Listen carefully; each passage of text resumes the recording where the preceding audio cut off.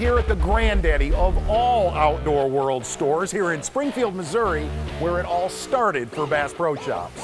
On today's show, the Jedi Master, Mr. Rick Clunn, well, he shows us one of the hardest things in bass fishing, where to find fall bass on any lake, as he goes in depth. Then, I'm gonna add a whole new technique to your worm fishing, and you will not believe the action that's today's In the Zone. But first, Chris Lane shows us 4 ways to make your day on the water more productive before you leave the ramp. Here comes Fishing in 5.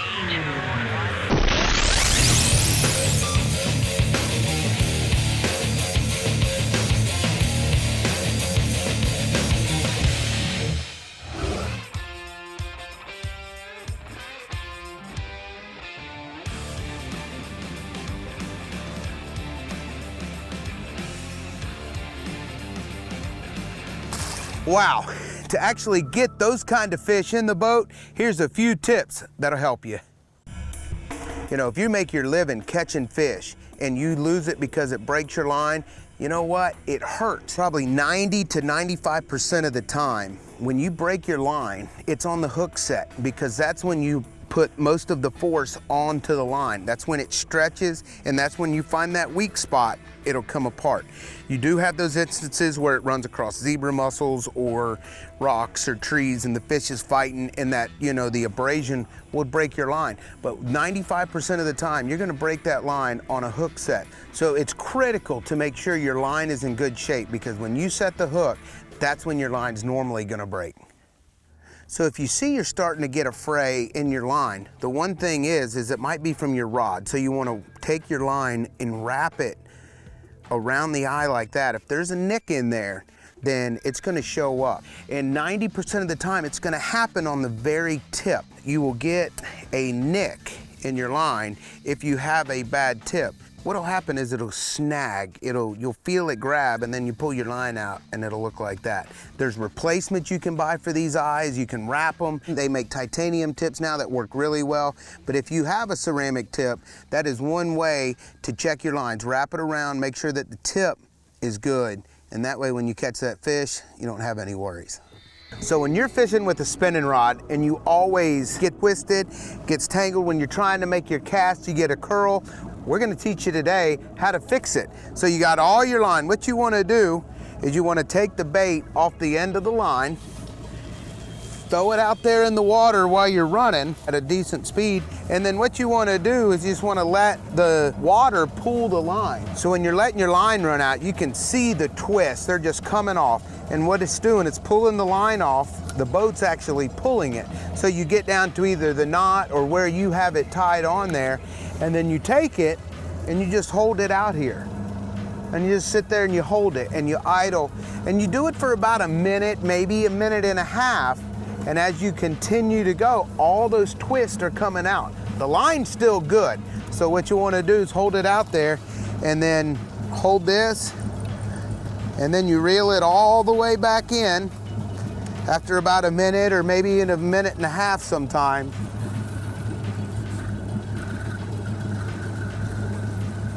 And then all the twists are out of your line, and you have a nice, straight, just like it was brand new when you put it on. You know, one thing you want to make sure when you have your pliers, scissors, knife, everything, you want to keep them handy. And the reason you want to keep them handy, if that fish gets tangled up in your rods or gets in the carpet with the other hook, these are self-opening pliers, which is good as well, because you usually only have one hand. I keep mine handy. I keep them right here, ready to go. So when it comes to preparation, we've gone through a lot. We've gone through scissors, pliers, line, of course, your rod, making sure that your guides are good, making sure you have no frays in your line. One of the biggest things that people miss are the hooks. Hooks are so crucial when it comes to getting the fish in the boat, when you're in a tournament, when that one fish that comes off, if you had new hooks. If you're throwing treble hooks, you want to make sure they're straight. Like we were catching them on this frog, These hooks are sharp as can be. These are the new Trocar hooks. The one thing with hooks and what makes them fail are age. And what weakens them are bending them out, bending them in, bending them out, bending them in. You can do that maybe once, maybe twice, but if you're out there and if you're in a tournament or you're wanting to land the fish of a lifetime, you know what? Change those hooks. Go to Bass Pro Shops. They got every kind of hook you could ever imagine. And to me, a sharp hook, a straight hook is gonna give you a better percentage of getting that fish to the boat. Hey, one of the biggest challenges in bass fishing is breaking down a lake and where to begin. Well, one of the best on earth, the best in history, is Rick Clunn, and he's gonna teach us as he goes in depth.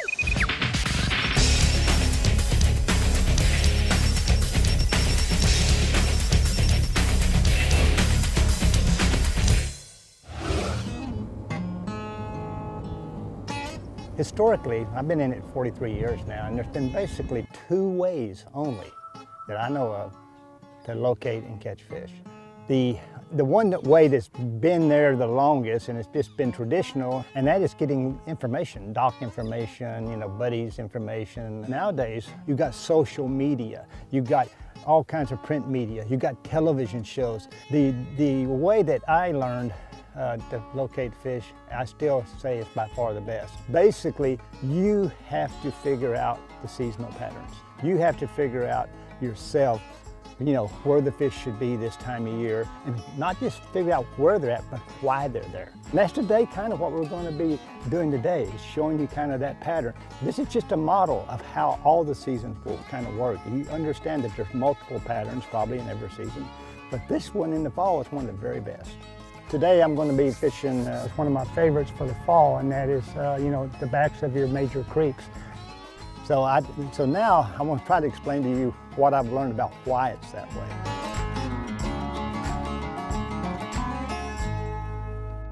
I'm not a scientist, but I am an observer, and I try to understand why are the backs of the creeks so good this time of year. What controls the bass are only 2 things: food and reproduction. This time of year it's food, and the food are going to be in these high nutrient areas. And then why are the nutrients? Well, this is big creeks, that's where you get most of the nutrients. And that's what brings the most important thing in this area, and that's the bait fish, the shad or whatever. But the shad will show you the part of these creeks that you're more than likely going to have your best success. And I kind of invented a little tool called segmenting lakes. I break every creek in that lake down into sections. The mouth, toward the mouth, which is the deeper, clear water, is section 1. The middle of the creek, coming back into it, it's not quite as deep as section 2. The back of the creek is section 3. Got more off-color water most of the time. And in some areas, you have what I call section 4, where the lake kind of crushes in, and now all you are is in the creek itself that made that cove. Like I said, in the creeks this time of year, I prefer the area 3 and 4. We're kind of starting area 3, and I'm going to obviously start with a spinnerbait because it basically has multiple blades, it has a skirt, I have a trailer on it, and so that's a shad imitation. I also tried different size square bills, and that's the thing. This time of year is one of the hardest things to predict, is what size are they keying on. When you see a shad, that'll kind of give you a hint.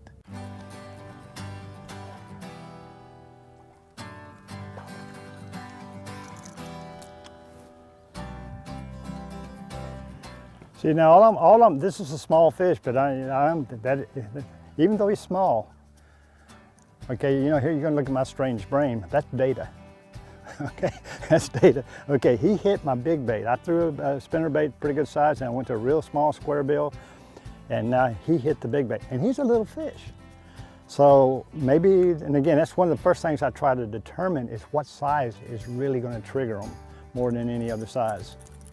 It's the fall of the year, you go, well, okay, if it's so good because the fish migrate in here, there may be a small migration from different parts of this creek into where the shad are, but it's not a major migration. These fish didn't come from the lake. They're what I would call resident fish.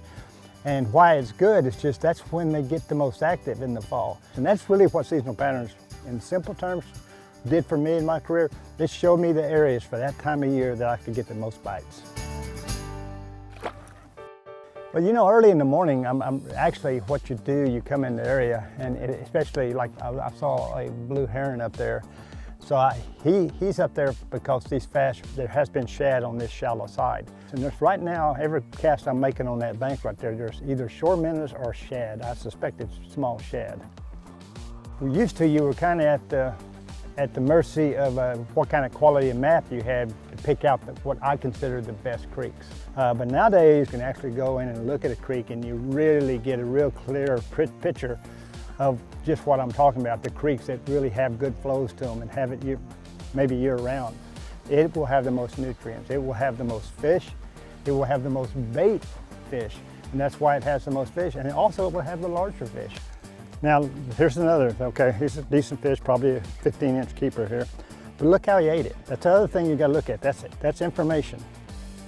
He wanted that bait. It wasn't hooked in his nose, it's not hooked in his, outside of his face. It's not just one hook barely in. He's got the whole bait in his mouth, and it's a big bait. So I've got, I'm getting quality information here this morning. But I'm going to be progressing up and into section 4, because really what I'm trying to find is where the most activity is. And what I mean by that is obviously bites, but before bites, is what we talked to earlier, shad and birds. Nobody better to listen to than Rick Clunn about going to a new lake, and really the #1 rule, studying maps, right? Well, in the last few years, here's the best way to learn a new lake. Get a mapping card, put it in your depth finder, and you will see the most detailed mapping you could ever find on a new lake. Really, you can kind of scrap the old paper maps, look at a mapping card. By my 3rd Bassmaster Classic, I knew that if I depended on luck, I'm going to starve to death. I already was close to it. So I started, and here's where my first epiphany took place with seasonal patterns. I said, okay, let me go back to the very first classics. They were held this same time of year, every one of them. So I started studying the past classics. Bobby Murray won the very first classic on Lake Mead in Nevada. He won it in the fall of the year, October, in the very backs of the canyons and the washes. The next year, Don Butler won it at Percy Priest in Tennessee, same time of year.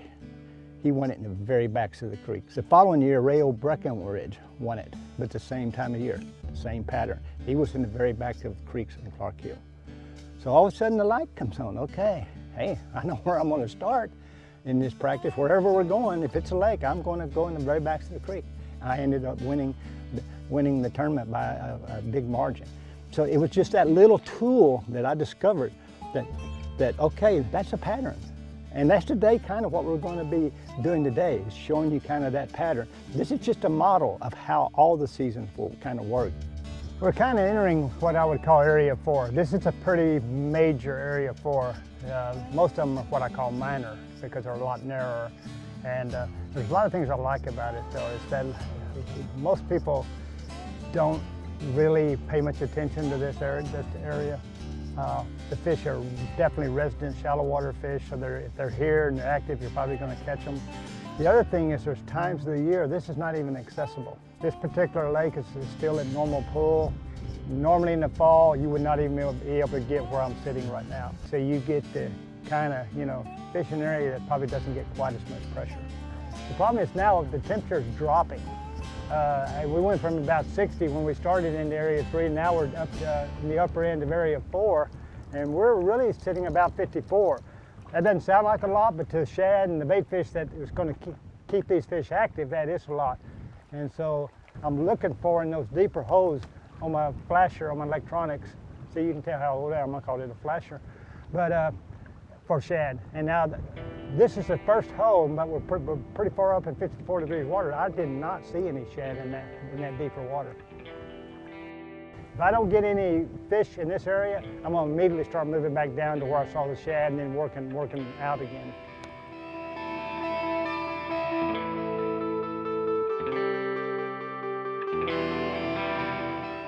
Yeah, we're back in zone 3 this morning, and that's where we started, and that's actually where I saw the most shad activity, and we had a few bites.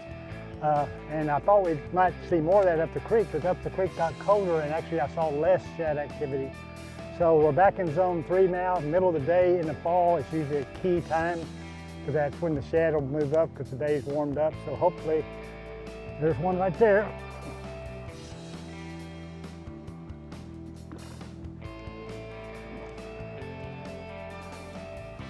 Little fella, but still, like I said, hopefully the fish are going to be cooperative.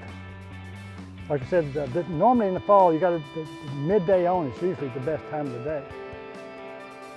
He kind of only swatted at it. He wasn't like that one that swallowed it this morning, so maybe it's just getting started.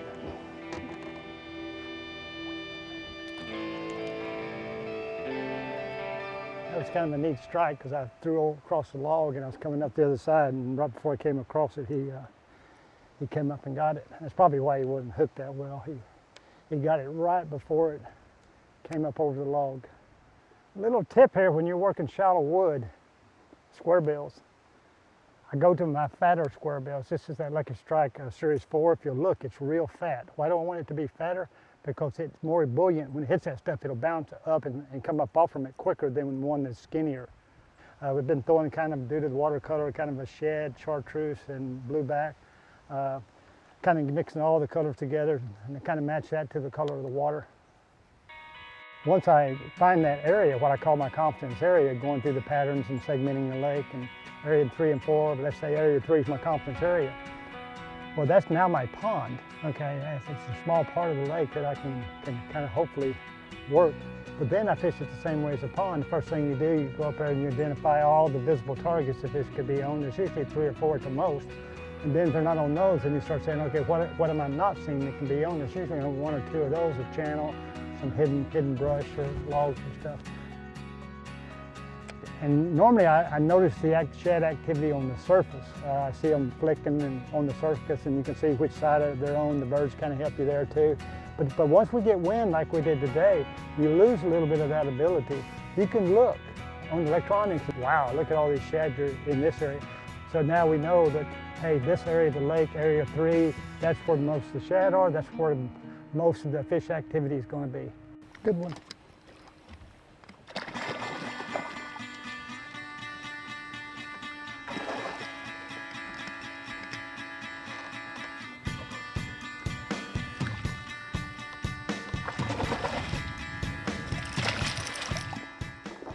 This is a typical creek fish. He's, not a monster, but he's a good, solid fish.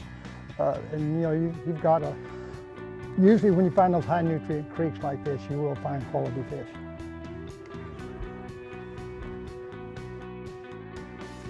The main objective of this understanding patterns, and this particular one is the fall seasonal pattern, is to eliminate so much of that water that you can't do in the limited amount of time you have on the weekend if you wait until you get to the lake. And again, I'm using a tool that I developed 25 years ago called segmenting a lake. So that's just it's a tool, but it's a very good tool. At least you have something that you can make sense of. It's not random. You're not just depending on luck.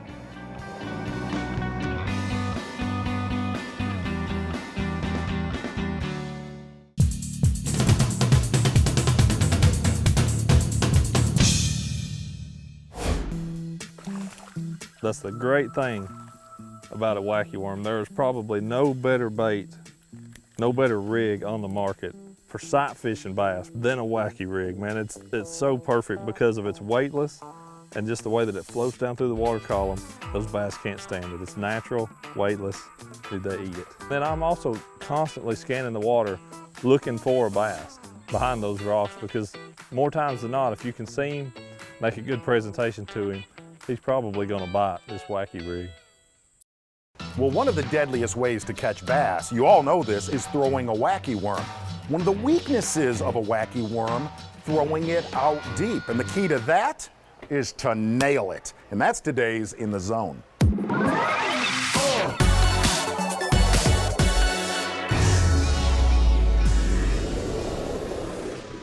You know what that guy is right there, a standard wacky worm. And the beautiful thing about a wacky worm is it catches them and catches them pretty much in about 5 foot of water and less. But one of the big secrets of the pros the last few years, putting nail weights in their worms. And the beautiful thing about a nail weight is You can control the rate of fall with the size of the nail that you put in your worm. We casted 3 other lures in there. And here's the beauty of a nail weight, is basically what you can do with a nail weight is adjust the size of the weight per the depth you're fishing. Like right here, we're only throwing in like 2 feet of water, but I can make an adjustment per the size of the nail if I want to head out deeper later today, which we're going to do. And all you're going to do is stick that tungsten nail right in the front end of the worm, and that's it. You're showing one of the most deadly rigged worms to a school of fish that has never seen a worm rigged that way out deep. And really, if you look at the technique, you're throwing it out and sitting there and just shaking it. When one eats it, you don't want to reel down and do a Bassmaster Elite Series hook set. You just kind of want to ease into them and load your rod up when one bites it.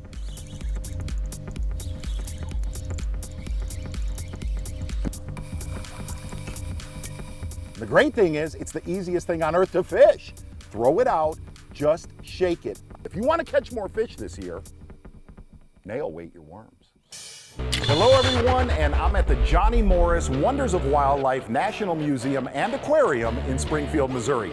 This is a must-see destination for anyone who loves the outdoors. And on today's show, Davey Height is going fishing in the trees. Cypress trees, to be exact. We're gonna find out what makes them a prime bass magnet as he goes in depth. Then, frog fishing.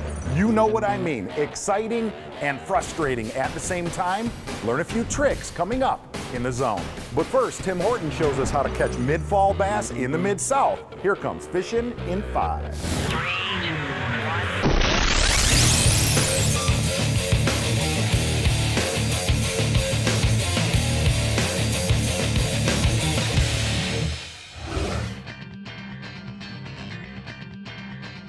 Hey, we're in the South, all right. We're in the deep South. I can look across the lake and see Mexico, and that tells you guys we're here at Lake Falcon in South Texas, looking for the thickest cover you can find. It's where you're gonna find the bass. We got some low-lying fog, but it's gonna burn off here in just a little bit.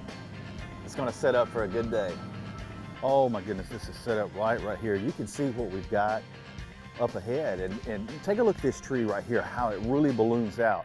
And that's how the rest of these are going to be that's under the surface. When you see pros like us flipping bushes, it's usually because they're flooded. As you can see, these are green right here. Not long ago, they were up on dry land, and these fish really love getting in them, especially when they're green. There's a whole lot more cover. What happens is the bait fish comes in here, eats all the microorganisms that are around these bushes, and the bass are going to follow. The entire ecosystem is going to come up here. The bluegill, the brim, the crappie, the shad, the little bitty minnows, and the bass are going to be right there munching on them.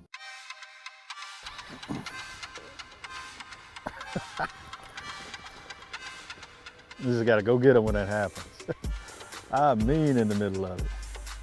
And this stuff has briars. You got to take your time on it.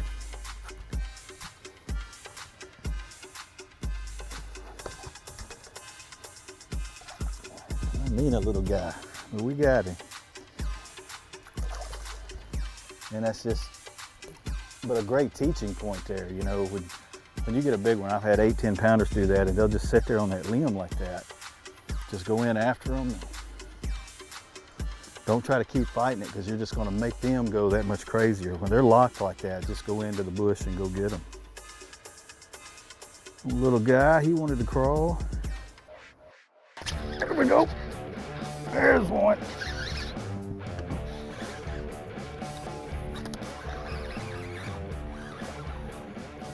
Oh, he felt big. Little guy. Sweet. Obviously not the size you want in Falcon, but they're still all fun. Let's take a look at this real quick. We've got a Bass Pro Shops weight peg on here. This really keeps that weight from sliding down. When you've got it against there, you can see it. When you're falling through those limbs, you don't want the weight falling down and the crawl catching up high, so you want that weight to stick with it.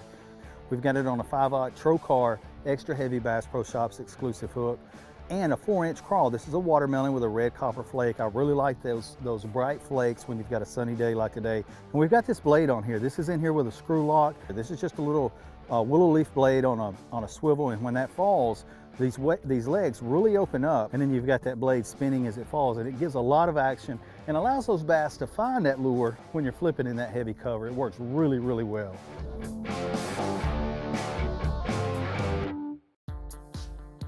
You know, these Wasatch bushes, or bean bushes as they're called, you know, they balloon out up toward the top, and along the base it'll be open and free and clear. And the bass are going to be in one of two places. They're either going to be hanging up and suspended in those limbs up close to the surface, especially where the heaviest shade is, or they're going to be down along the bottom right at the base of that tree. So that's why when I make that pitch in there, I'm constantly up and down. I mean, it's okay to get over the limb if you're not over the main branches, because they'll give and they'll break. And then once my lure is in and it gets to the bottom, I'm going to bring it up and down 2 or 3 times. And I'm going to let the day dictate how many times I make it move up and down. If the action is really fast, that's only going to be once or twice. If it's after a cold front and they're not biting real good, I'm going to move it up and down several times. In a lot of styles of fishing, the rod and reel setup is not as crucial. In flipping heavy cover, it is. This is a Duckett White Ice 2 rod. You can see that it's 8 foot long and it's a heavy action. We've got it paired with a loose Mock Crush reel and a 7:5-to-1 gear ratio. Now, I like the high speed. It really allows me to get those fish out of that heavy cover. And guys, you gotta have the line to fish with it. This is Bass Pro Shops XPS 65-pound braided line. When you set the hook on these fish, you gotta get them coming out of that tree. If you've got a soft rod, or if you've got a slow reel or weak line, you're gonna get in trouble. There we go. There's a good one. He's out. He's out. Oh, that's a good one. That's a good one. Get out of there. Oh, that is a good one. Yes, that's what I'm talking about. Right out of that bush. Guys, you got to have the right tackle to get them out, get them coming, get the correct setup, and don't be afraid to get in that heavy cover, and you're going to catch fish like this. See you guys next time.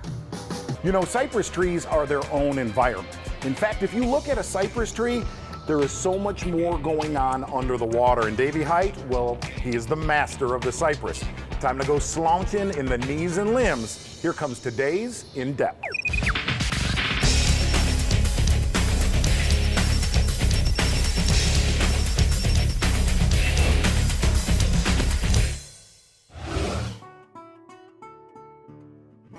It's always a pleasure to be fishing in the spring. The weather is beautiful. Highs in the upper 70s, low 80s, light variable winds. You know, everything you dream about on a perfect week. A great lake, a great fishery for all species, all freshwater species, but we're certainly targeting largemouth bass. And the time of year is just perfect for big fish to be moving up.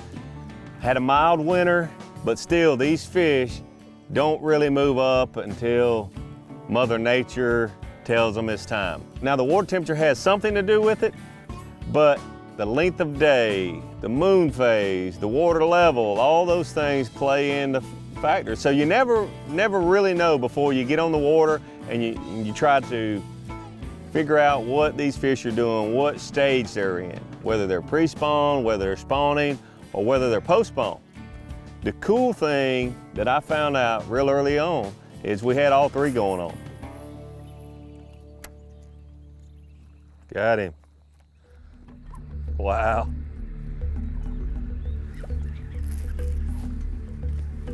There's one.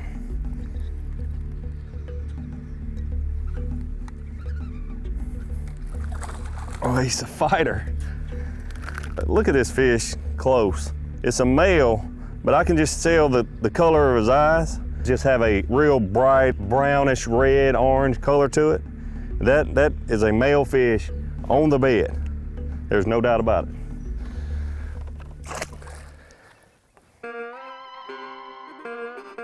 When I go to any body of water, I look for the best available cover. And if there's really good vegetation, that's where I start looking. I looked a little bit here at Santee Cooper for the best available vegetation. And the only vegetation I could find was shallow, and it was a little shallower than the fish wanted to be. And when I say shallower than the fish want it to be, water clarity has a lot to do with that. Water temperature, water quality, all of those things. So that's what I looked at first. I checked out a little bit of grass, a little shallow water vegetation. That's the only thing I could find. So the next obvious cover was the cypress tree. The cypress tree offers shade. It offers the cypress knees, which is the fish used to spawn on. It offers cover for fry, shad fry, bass fry. It's the best available cover this week on this body of water, and that's what you have to target no matter where you go.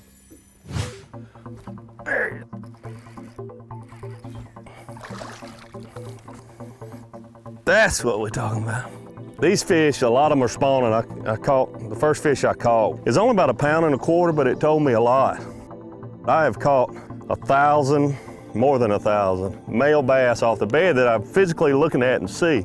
And their eyes have a different glow when they're spawning. And that first fish did.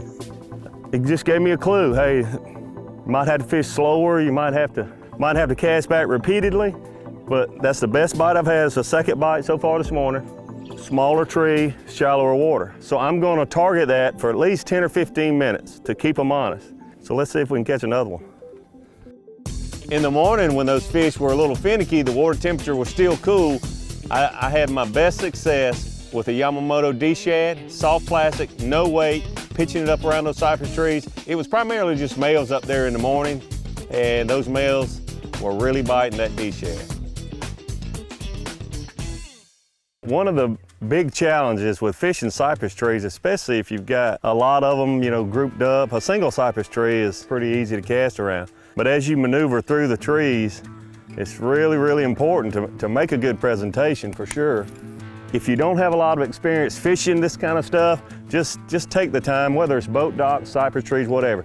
You've got to be able to, in my opinion, if you're gonna be efficient fishing cypress trees, you need to be able to cast with your left and your right hand, because sometimes you just don't have the right angle to cast with your right hand. Go around a corner and you've got to make a pitch, underhanded pitch or cast or flip, whatever it might be, with your left hand. So you're really not going to be as efficient as you should be unless you can cast, flip, and pitch with both hands.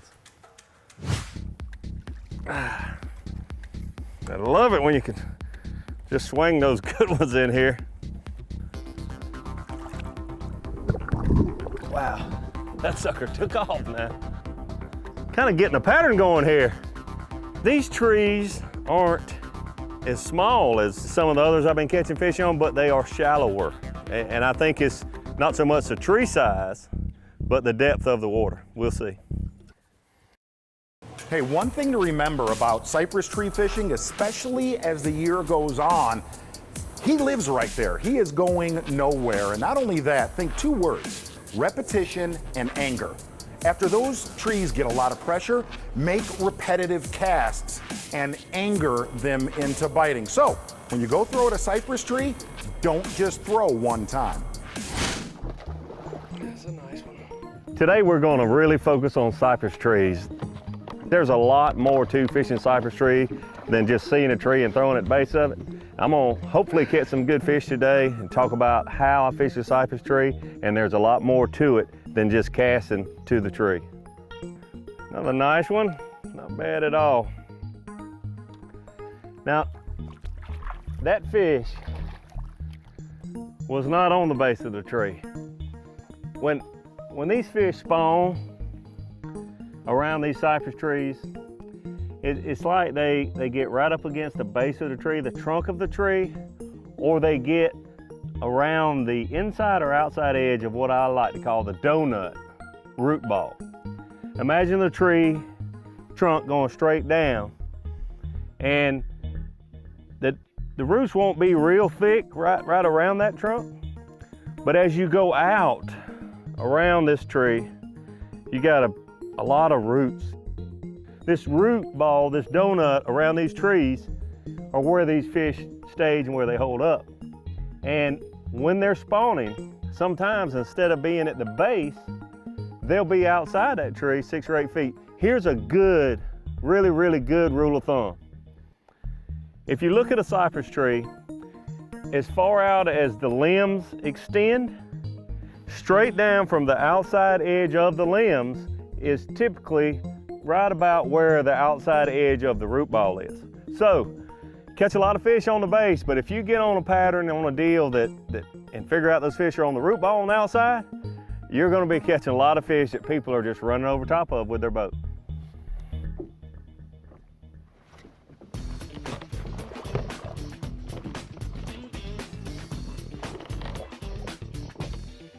Another male. Like I said, the day's still young. I'm gonna catch a big female, because that's exactly what I figured out is happening. These males are up here around these cypress trees, making the nest to spawn, just waiting on their girlfriend. Caught some fish, some decent fish, but not the big tournament fish like we're looking for. Not the big fish that you come to a great fishery to catch. These bigger fish will move up in the afternoon. As the day gets longer, as the water temperature rises just a little bit, they're that close. There he is. Good one. Good boy.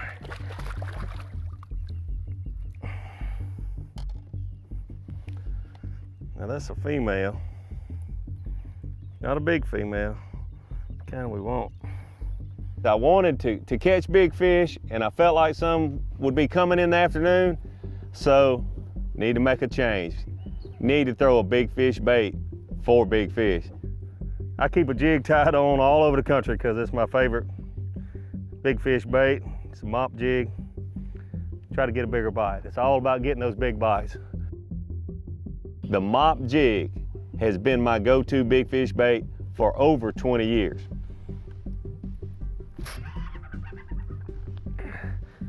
Monster, monster, monster. First cast with a mop jig, baby. Oh my gosh.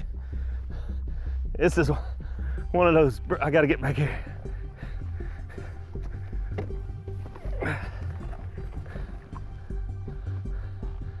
God, this is a monster.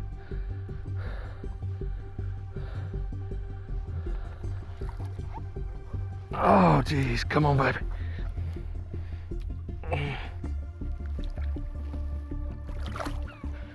Look right here. Look what I'm about to show you. A mop jig pig. Look at that, baby. An incredible day. And by the end of the day, it all came together. Targeted fish that were up there spawning, and was able to catch some that were pre-spawn and some that were post-spawn. What more could you ask for, having all three stages of the fish moving up or moving out, but still catching them at the intersection, and the intersection was the cypress trees. Man, whew, I gotta sit down. We're on a huge body of water, and I thought by the water temperature, time of year to be fish spawning, and I've caught a lot of males today. And that's fun, that's good, but as a tournament fisherman, you gotta catch big fish. So I started thinking, you know, I talked earlier, the first few fish I caught, I realized that the fish were shallower, but I just kept catching males, and I use a flapping hog, I use a D-shad, I was getting bites, and a big fish will bite those baits. But what I did here to just make my day, I started fishing those trees a little deeper. You don't get as many bites, but I felt like those females just hadn't quite moved up, or some of those females that had spawned were gone, because they don't stay up there as long as the males do. So you start thinking, where are those big fish at? Because if they were up there with those males, I would have caught one already. But they're not, so I figured they're probably out just a little bit. I get my favorite big fish bait, I start fishing out a little bit, it doesn't take long, catch a fish that is a game changer. And all I can say is, that's a wrap.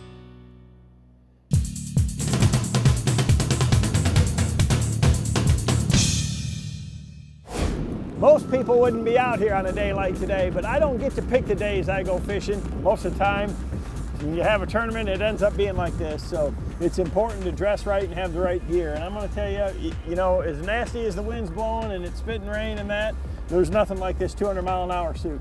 Keeps me dry, blocks all the wind, and if I layer properly underneath, man, I'm good to go for the day. So you can mentally take the weather right out of your mind. Frog fishing can be one of the most popular and exciting ways to catch bass. But as a lot of you know, it can be really frustrating at times. I've learned a few tricks to put some of the big ones in the boat. Here comes today's In the Zone.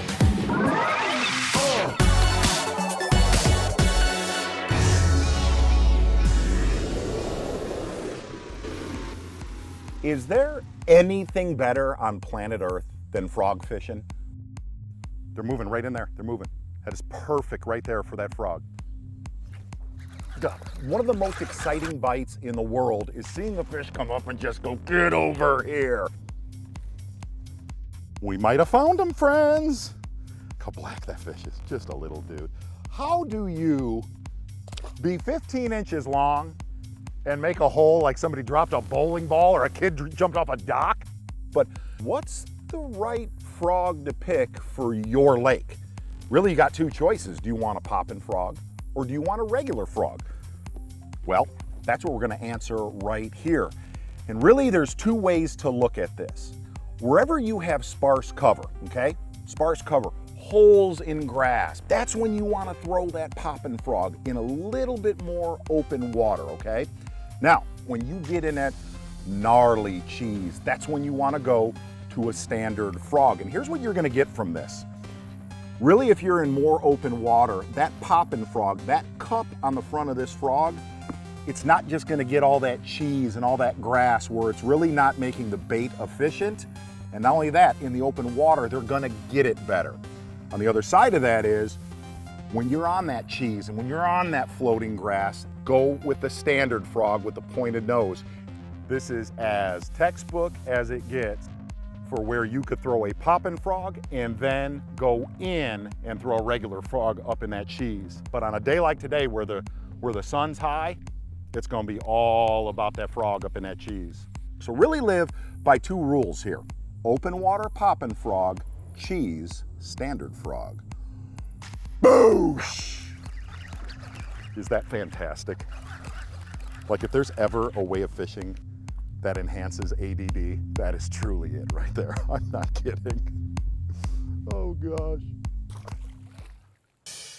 Hello everyone, and we're at Outdoor World in Springfield, Missouri, pretty much where it started for Bass Pro Shops and where it's still the place to be. On today's show, Kevin Van Dam's gonna be in northern Michigan, you guessed it, fishing for what? Largemouth? Exactly right. And he's gonna show us the #1 key to finding them in the fall as he goes in depth. Then, one of the most frustrating things in bass fishing is understanding the right reel speed for your fishing. Well, that's today's In the Zone. But first, Randy Howell, well, he is one of the best on earth with the topwater. He's gonna share a few secrets. Here comes Fishing in 5.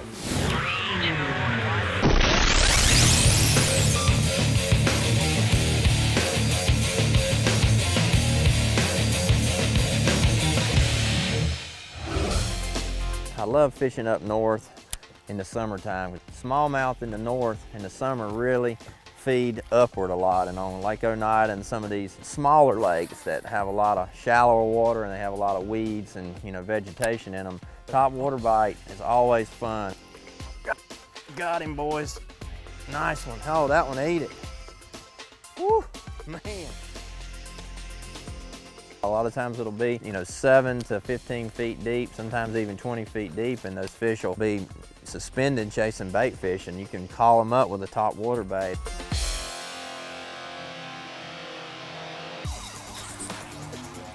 And the key to finding these fish up here in the north, to me, that I've always done the best with, like right here on my Lowrance, there's a bottom, it's clean.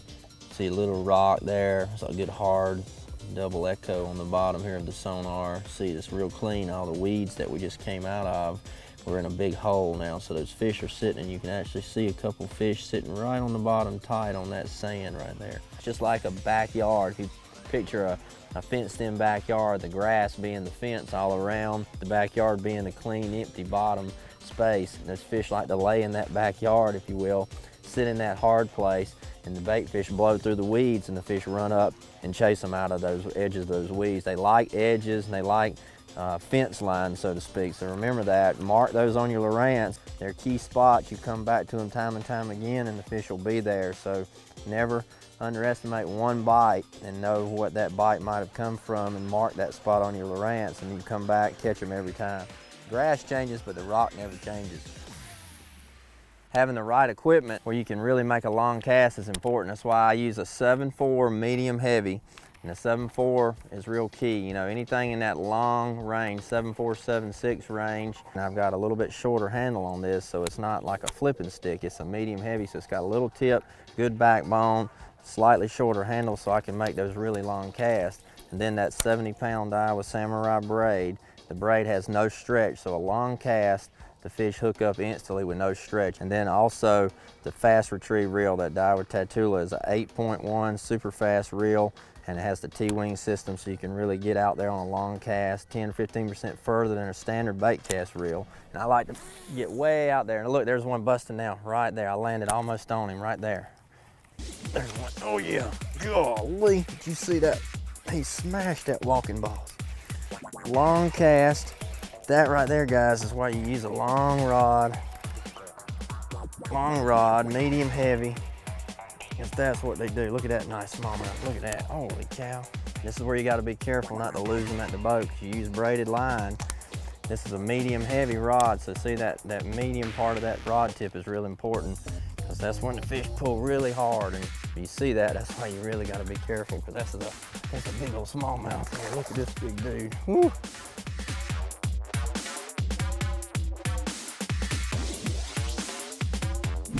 So remember that, long cast, braided line, work it fast, and they'll always hit it on the farthest cast away from the boat. That's why braid's important.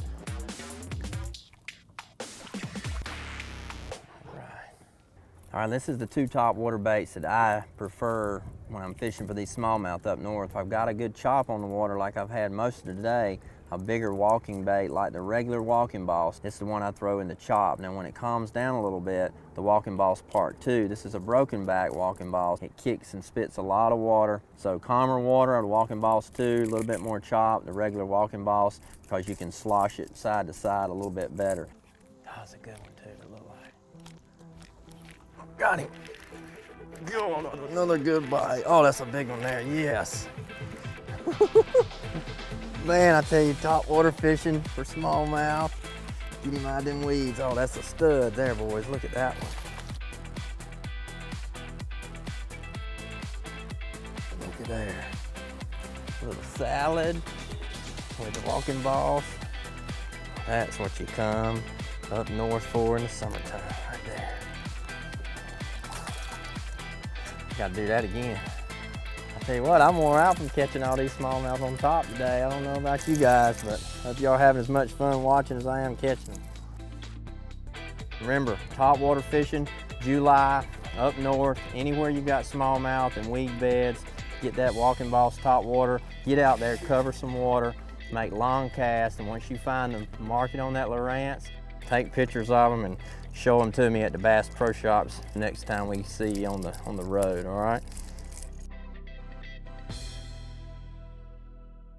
Well, pretty much anywhere in our country, the #1 key to bass fishing is find the bait and find the bass. And Kevin Van Dam, he is pretty good at finding both, and that's going to be today's In Depth.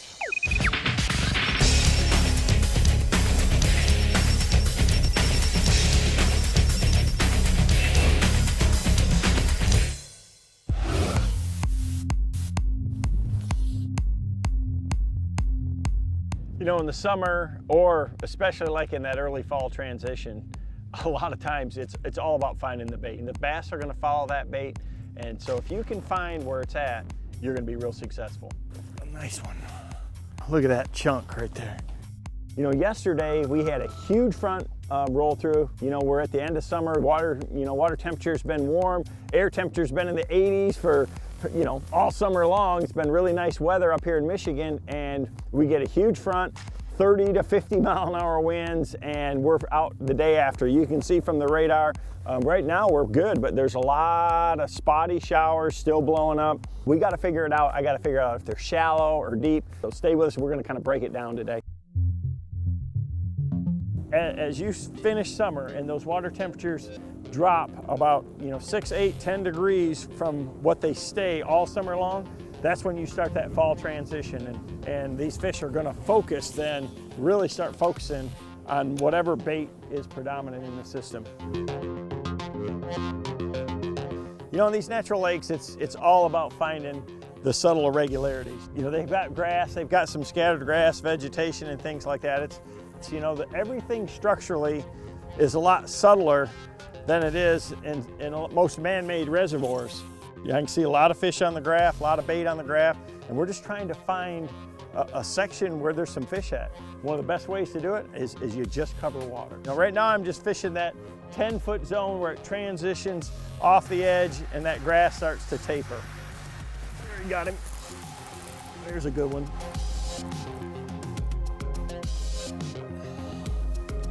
Yeah.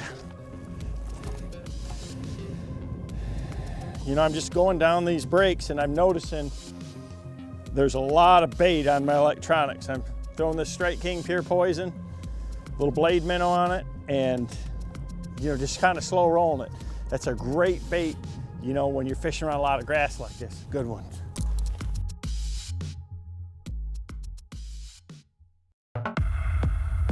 You know, I started out fishing a little bit of everything. I caught my first one actually on a Pure Poison, on a bladed swim jig.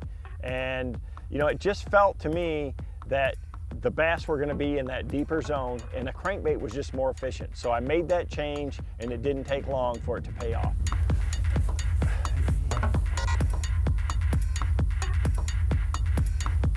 There we go.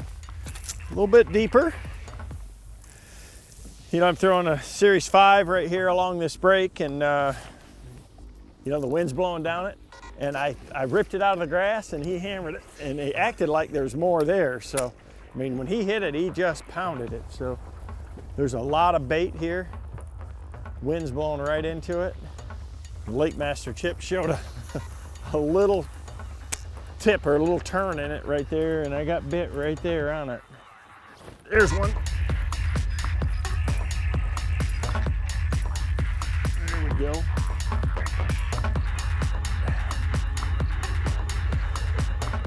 Not a big one, but another one, two in the same spot. And you know, that's what you're kind of looking for, is places where you can find them kind of grouped.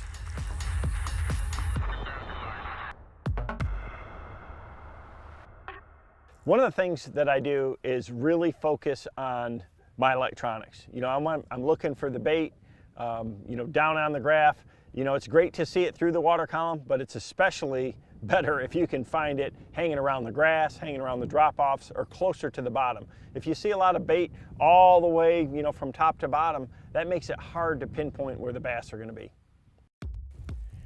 And you can see here on the map chip, the lines go a little flatter and they come together where it gets a little steeper, a little bit deeper. But it's still only like 15 to 18 foot outside the base of the drop. And there's a lot of activity on the graph here. You know, there's a lot of baits that you can use to cover the water column, but a crankbait is one of my favorites. You know, it's very efficient.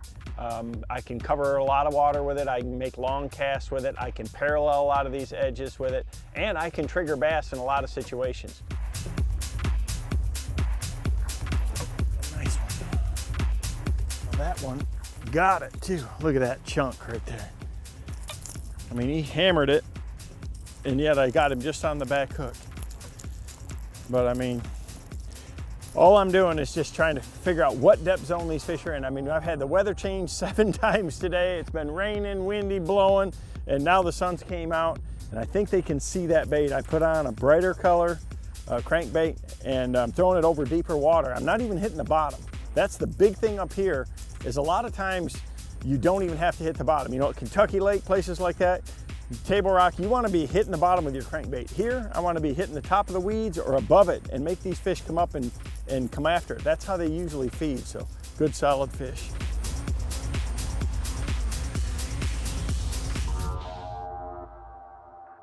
You know, when anybody ever thinks about northern fishing, they think about muskie, walleye, perch, bluegill, and obviously smallmouth bass. I think Kevin Van Dam has done 1,000 smallmouth bass shows, but one of the most overlooked species up there is largemouth. Now, you're not gonna go up north and catch 6, 7, 8 pound largemouth bass, But the amazing thing up north, if you make that trip, unbelievable quality of 2 to 4 pounders. The next time you're ready to beat down on a largemouth, head north. You know, when I'm cranking in a situation like this, I really focus on the actual exact water clarity, just exactly how clear it is, and the sky conditions. So, you know, if you got a lot of wind, if you got clouds, it's cutting down the light penetration in the water.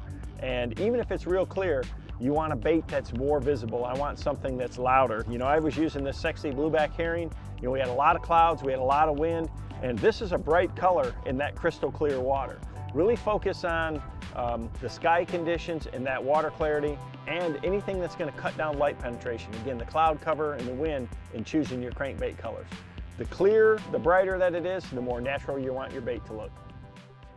You know, when you're cranking like this, where you got to be around that grass, I use a big rod, usually a bigger rod than I really need to. You know, I'm throwing a big 7-foot 10-inch rod, 5.3 to 1 reel, this, Smoke 200 series with this wide spool. It's got a ton of power. Bass Pro XPS 12-pound fluorocarbon. This bait gets down in the grass, I want to be able to rip it free, and that's where that big rod really helps. The other thing is I want to make long casts. And with that long rod, you know, when I throw it up and throw it shallower in the grass, I can hold that rod tip high like that and keep it up. I can manipulate the depth.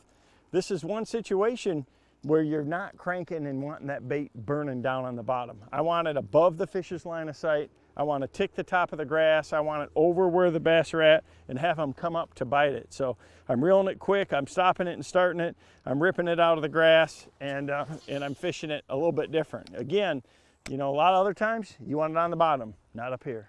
In our northern natural lakes, we'll have a good mix. I mean, we'll have emerald shiners, we'll have perch, a lot of times we'll have alewives, we can even have shad. So I'm gonna focus on what I'm seeing. Today, it was all about the perch. And even though that sexy blueback herring color is brighter than a perch, it's all about that visibility. But it still has that same, those yellow hues to it, that yellow line, and I know that's what those fish were feeding on. Now this is what they eat up here. So in a lot of these lakes, that yellow perch, you can see I've got that green gizzard shad. You know, when you're around these, you're in the right area. When I really got onto them is when I found some steeper edges that kind of tapered off into a deeper flat. You know, I was fishing a 10 to 12 foot drop that fell down to about 15 to 17 foot, and then it just slowly tapered out and kept going on out. And there was grass right on that edge. I would just parallel that crankbait right down it, and boy, with the wind blowing on it the way it was, they'd come up and bite it. You know, when I look here and look at my graph and see that scattered grass, and it's, you know, only a couple of feet off the bottom at best, it's not real tall, and there's so much of it. There's one.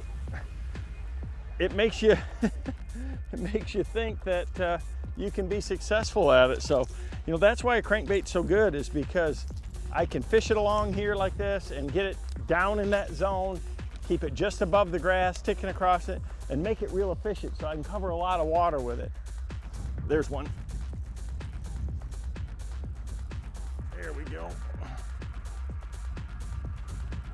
Nice one. Now we're getting her dialed in. Fishing these good transitions. God, he ate it too. Had it all the way down. Not a giant, but good solid fish, and I like the way he bit. You know, once I got it figured out what these fish were on, it really started clicking pretty quick. You know, I could duplicate those same type of patterns. I could look at my Lake Master mapping and see where it had those transitional steeper edges, and I could run it all over the lake. You know, it really didn't matter. Then I really started catching the bass and had a really good day. I mean, and that's typically what happens, is you will fish and fish and fish, and you might catch one here and you might catch one there, and then you finally will get around a group of them and you can do some damage in a hurry. Got him that time. Good one. Good one. Got him that time. Missed him the cast before. I think that's a big one right there. Yeah. I think there's a bunch there is why I'm That's a good one. When that water starts to cool down, bait fish start to move shallower, they start to transition. Everybody knows winter's coming. Now, the cast before I'd missed him, threw back out there, bam, he smoked it. And the bass are just the same. They're gonna follow that bait. Now we're getting on them. Yeah, that's 2 and about 50 yards or so. I'm marking a lot of bait, good solid fish. See what we can pull out of that school. It's all about finding the bait.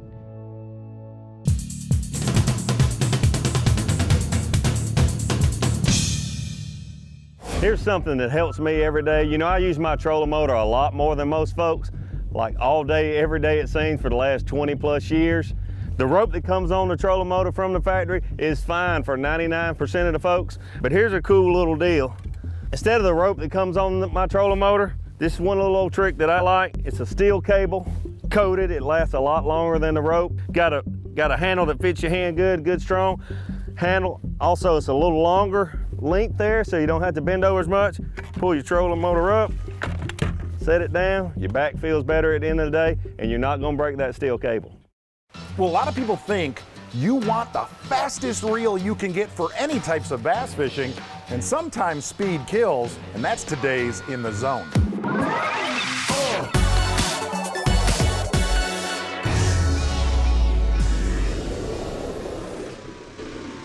Hey, the next time you go to Bass Pro Shops and you're looking for that new reel this next season, right?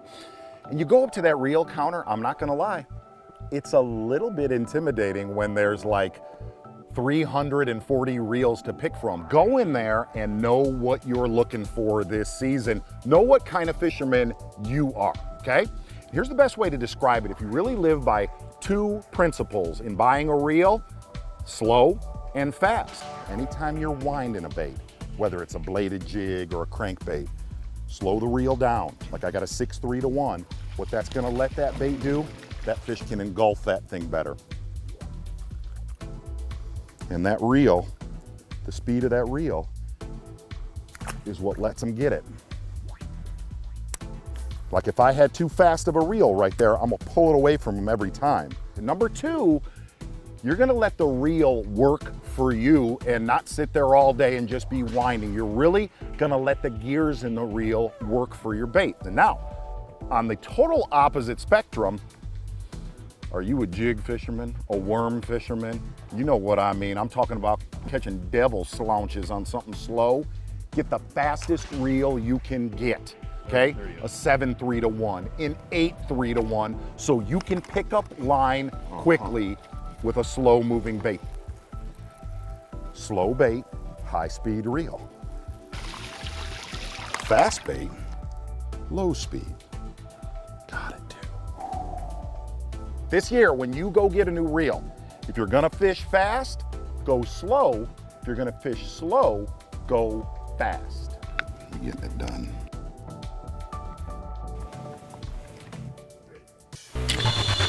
Hello everyone, we're at the Bass Pro Shops Outdoor World here in Portage, Indiana, and this part of the country is an absolute outdoorsman's paradise. I'm not gonna lie, I should know, I live right up the road from here. And on today's show, Tim Horton's gonna take us out with an old friend, Mr. Spinnerbait in high water, not high water, flooded water conditions. That's today's In Depth. Then, hook styles can make all the difference in the world for your soft plastics. Find out why in the zone. But first, how about this combination? Shallow water, Sam Rayburn, Texas during the spawn, creature baits, and Ish Monroe. Get ready for this. Here come Fishing in 5.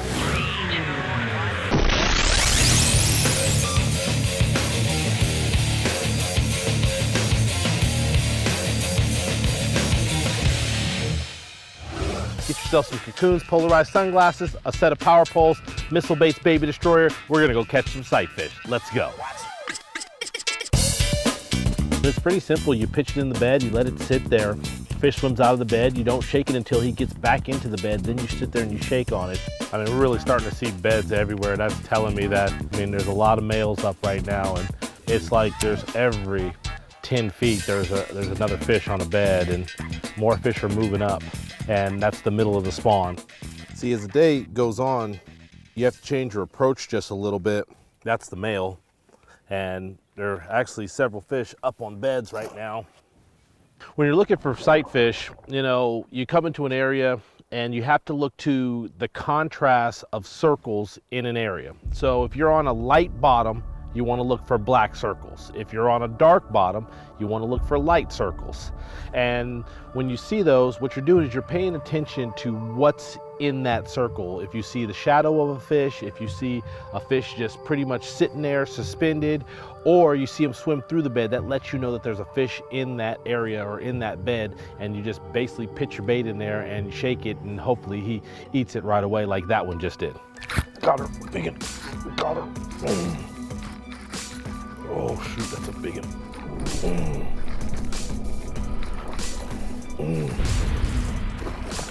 Get down there. Oh, shit. That's what I'm talking about right there.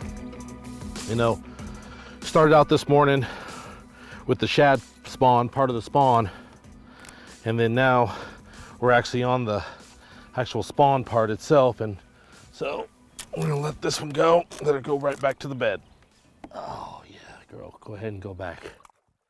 So I got a bed there, there's a bed over there, there's a bed over here. We're talking about a full spawn going on. It's a shad spawn, bass post spawn, bass pre-spawn, and a lot of different things going on right now. Let's catch another big one. Got him. Yeah, now what?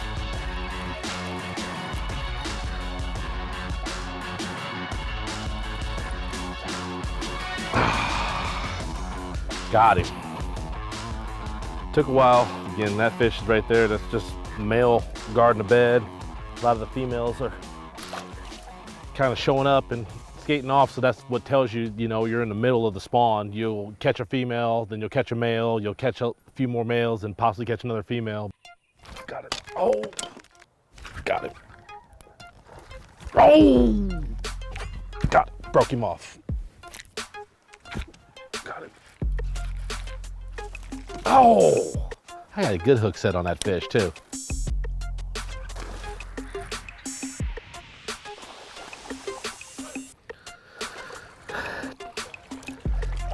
Don't ever give up on him. Nice fish.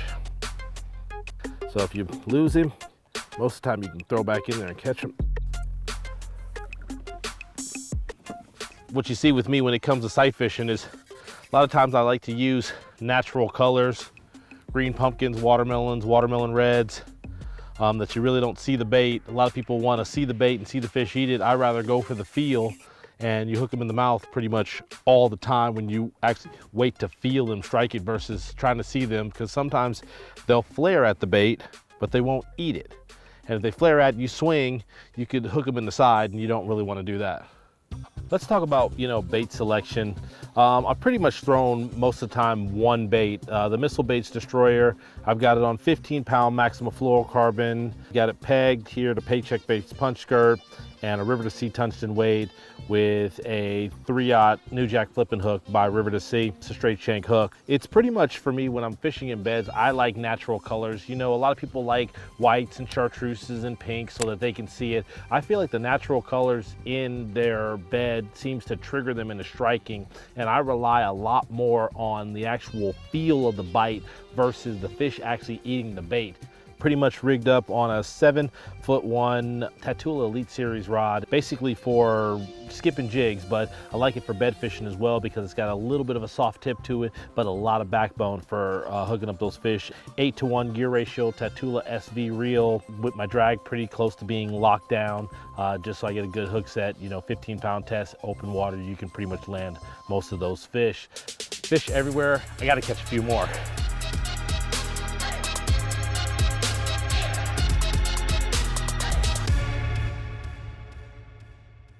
When high water floods the brush throughout the country, one thing happens.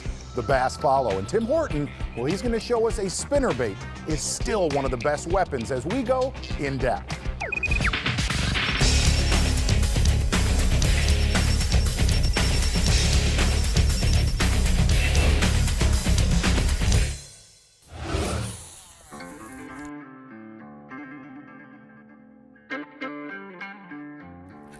There's one. There we go. Hey, I'm gonna tell you, one thing that happens in the southeast, especially when you get some tropical depressions and some heavy rains, anywhere for that matter, is flooded conditions in the fall of the year. We're gonna take you guys through how to fish flooded conditions like what we have here today in a tried and true lure that's been around since bass fishing with artificial lures began, the spinnerbait. They still work, and we're gonna show you guys exactly how to get dialed in. Anytime you have flooded bushes, flooded wood, and especially new cover if it's green, and when you get that water temperature in the 70s, nothing is better than a spinnerbait.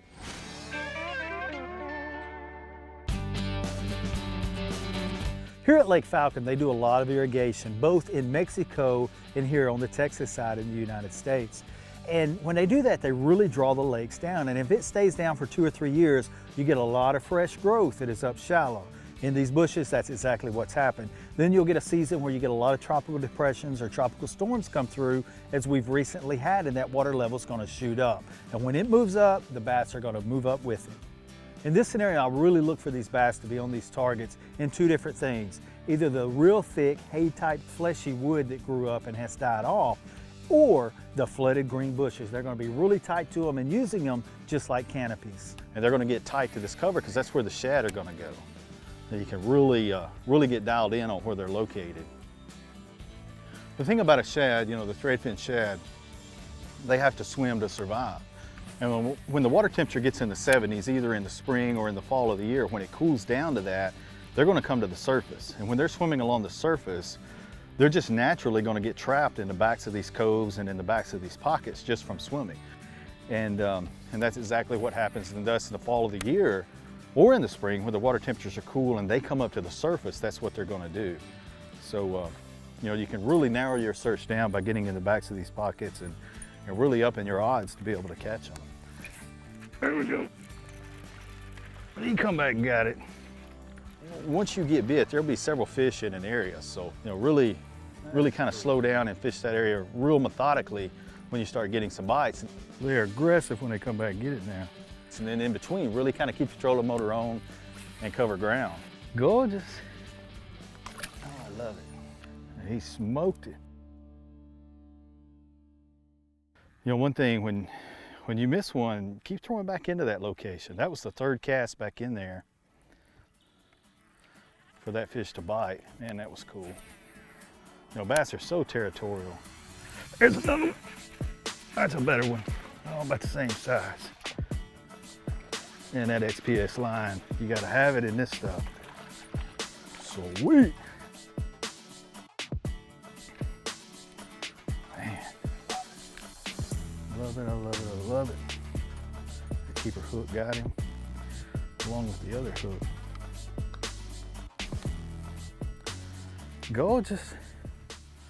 And I tell you, this, anytime you're throwing at targets, it is hard to beat a spinnerbait. And this is just a shad color pattern with the keeper hook on there. And I like the small blades when I'm throwing to targets. It's just a compact lure and I can throw right up to the edge of where those bass are located at. And it's also a very weedless bait. You know, a spinnerbait really bumps through cover really good. The nose of a spinnerbait bumps up against that and it kicks the hook off to the side, and it's just a great lure for coming through heavy cover. You know, one of the things I really try to do when I come around, even if I have to change my rod position, when I come around those targets, I want to bump into them. You know, that's a taught about deal with a spinnerbait for as long as there's been a spinnerbait. And I like to flutter it a little bit when I get around those targets like that. But you can see I moved from one tree to the other and was able to come within inches of it or bump it. And that's the whole key. A lot of times a bass will be, you know, over here with these back turned and not really up against the target that you're coming through. But when you bump into that, he'll feel it. You know, one of the things that's so important when you're throwing to these targets is to really have some picked out. And in between your casts, even if you need to go from point A over here to point B, and really drive that spinnerbait as it's coming back to you, and you can really manipulate that 3 or 4 feet one way or the other and be able to bump into that target. The bass feel it, and it really causes them to react and jump on the lure. Hey, and don't be afraid to move around a lot when you get in this situation. When you get in them, you're going to get several bites in a row. So if you're in an area and you're not getting bit, keep moving and you're going to get in the bass. Don't just say, hey, we're throwing at bushes, we're throwing at trees or laydowns or whatever the target may be. Have a plan of what part of the lake the fish are on, and that's going to get you dialed in much more so that you're not wasting time.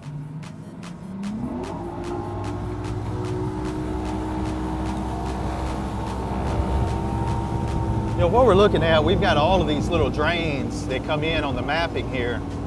And we, as you can see from our trail, we came in on this one. We've got another one right here. We're going to go back in and just keep hitting these drains. You know, they're like little highways of where these bass are going to move back in here. And you can really get dialed in on exactly where they're located.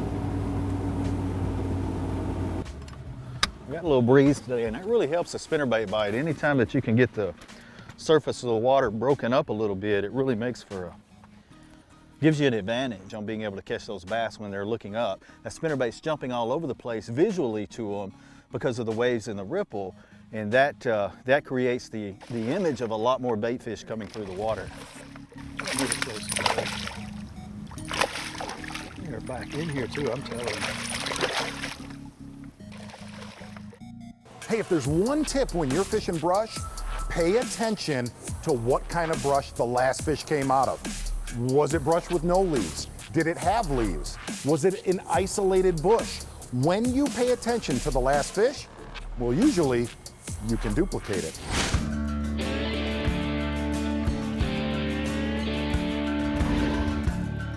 Hey, we're fishing flooded cover for Lake Falcon bass with a spinnerbait. You know, bass, regardless of the lake, has got a certain depth range that it likes to be on, but they like cover more so than anything, especially a largemouth, more so than a smallmouth or a spotted bass. And if they can get in cover, this 6 foot, you know, or deeper, they're going to get in it no matter what time of year it is. If they've got cover, they're going to use it. And this is definitely thick cover. Yeah, this in here is normally dry. I mean, where these bushes are and everything is growed up, this is normally, you know, up on land. And these bass just come in with it, you know, because the cover's there and the bass are going to make that move and come with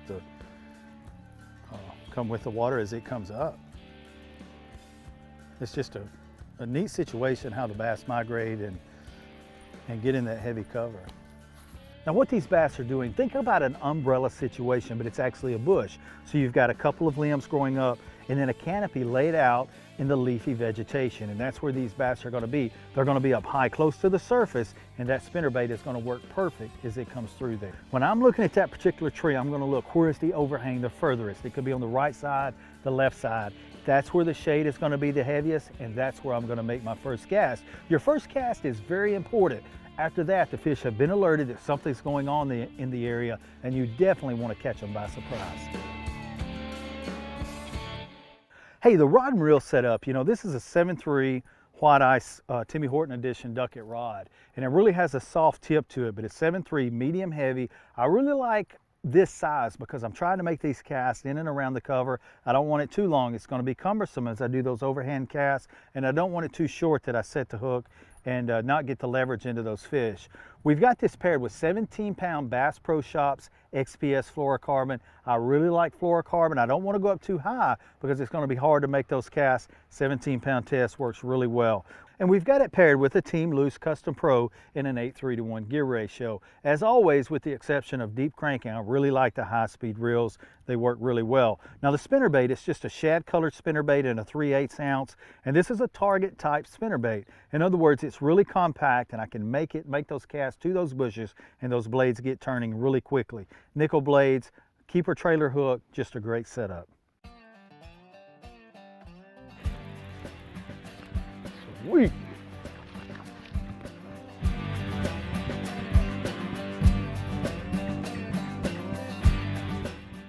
Man, getting them out of that stuff is half the battle for sure. Man, they're gorgeous. Not a giant yet, but hey, definitely tell we're getting on the right deal. I love it. Every fish is a key, and that's cool. What we've got right here is a little window behind some thick brush, and a lot of times they're going to load up in that, especially in the fall when they're really pushing shad, and they'll get more where those windows are. And man, it can really be aggressive when they get on. There's one. Oh yeah, that's a better one. That's a better one. And now we're getting more Lake Falcon type fish. There we go. Sweet. And hey, we're headed in the right direction. That's a tub. That's a chunk right there. A lot of lures have come and gone since the spinnerbait was introduced to bass fishing over 30 years ago. But I'm telling you, when you get flooded conditions, there's nothing better. Go get those spinnerbaits back out of your tackle box and give them a try. Oh, that's a good one. And he smoked it. That's what I'm talking about. Smoked a spinnerbait. Hey guys, I'm telling you, the spinnerbait, it may be in the bottom of your tackle box, but I'm telling you, it still has its time and place in thick cover like this. Absolutely love the way they come up and blow up on that thing. And there's not a lot of lures you can come through this heavy cover like this too, but a spinnerbait will. Man, I love it. It was awesome.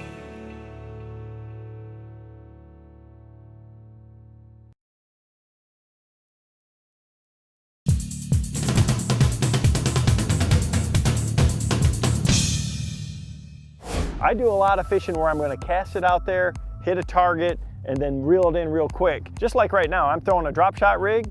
You wouldn't think that gear ratio would be that important. I want a high-speed reel so that I'm spending less time reeling that bait back in and more time with it in productive water. You know, if you're throwing a big crankbait or something, you got to use a lower gear ratio.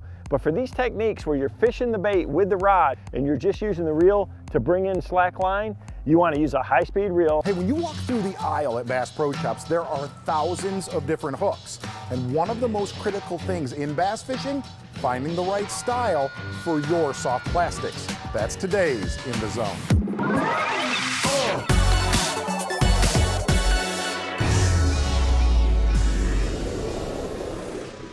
Hey, you know, one thing that I've noticed over the last 15 years covering some of the best pros in the world is how they choose the right hook for their soft plastic.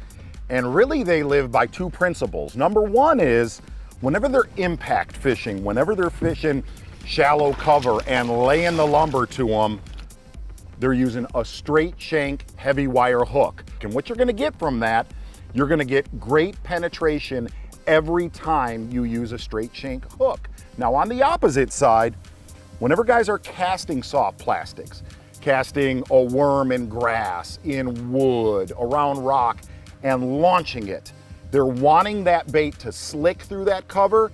That's when you go to an offset hook or an offset extra wide gap hook. You want that bait, that soft plastic, to come through that cover, better, and then you want to be able to reach out and touch him from out there. Nice little chub. And that is the main thing. Whenever I'm casting, I'd like to use the lightest wire hook I could use and an offset to come through grass and come through wood good. And when I'm closer and I'm flipping is when I want a straight shank, heavy wire hook. The other thing is they're gonna use a thinner diameter hook whenever they're casting, just so that hook will penetrate through the plastic into the roof of the fish's mouth. So this year, when you pick your hooks, if you're casting into cover, go with an offset. If you're impact fishing around the boat, flipping, pitching, heavy cover, go to a straight shank, heavy wire hook. I guarantee you, you're gonna catch more fish. Hello everyone, we're at the Bass Pro Shops Outdoor World in East Peoria, Illinois, home of big bucks, giant catfish, and just outside those doors, the mighty Illinois River. If you're in the Midwest, this is a must stop. And on today's show, how about a mighty river fisherman? Defoe's gonna show us how he rigs soft plastics when fishing current as he goes in depth. Then, a wacky worm is probably the most popular way to catch bass in the country, and today, we're gonna show you a technique with that might catch you a few more next year as we go in the zone. But first, how about we watch Kevin Van Dam dial in a pattern in awful spring weather. Here comes fishing in 5.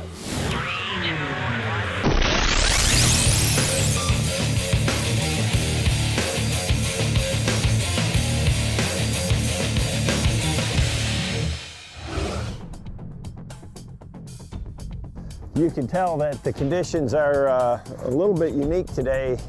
You know, it's late spring, and we had a huge front come through, dump a bunch of rain through the night. You know, the water temperature's in the 70s, but the air temperature's 50 degrees. You can see it's blowing wisp and steam and everything off of it. And the fish have been spawning for really, I mean, they started almost 2 months ago. So a lot of them have been done for a while. You know, they're scattered, you know, they're just kind of in that in-between post-spawn stage, and someplace I'm hoping to hit a group of them. You know, this time of year, you know, when the bass are just finishing spawning and they're just moving out, they're gonna be close to those spawning areas. And you can see it's pretty flat around here. I'm just looking for any irregularities. You know, if you can find a few stumps or some brush or something like that, those big females will set up there in those areas. So we'll see what else we can find here. There's one, a good one. There's a good one. Oh, feels like a good one. Oh, nice one. Nice one. That fish right there, I mean, I was just going along this break, and there's a floater that's floated in there, and I just threw it by it. And they'll do that. They'll suspend a lot by an object like that, you know. So you got to be looking for anything that these fish will move towards, that first drop, that first piece of cover that's there. So, you know, up by the bank, you can get a few fish. I tried it up there. I mean, these conditions today with this cold front coming through, there's just no shallow bite going on at all. So I'm just kind of probing these outside edges, these flat points, and just looking for isolated stumps or brush or anything like that. And, you know, there's a floater that is just kind of blown up there against the edge of that drop, you know, 5 foot deep, through the crankbait bite, bam. You know, I love, you know, fishing this crankbait like this time of year, because you know, fish can be scattered and you got so much water to cover. And, you know, if you can find something that's unique or irregular, a lot of times you can find a group of them or a wad of them, and it can be pretty awesome. But I mean, if you were just, you know, trying to drag a worm or a Carolina rig or something like that, it takes forever. You know, there's so many of these little rounding points, and it's literally a 30-yard swim from them, from where they actually spawn to where they're sitting.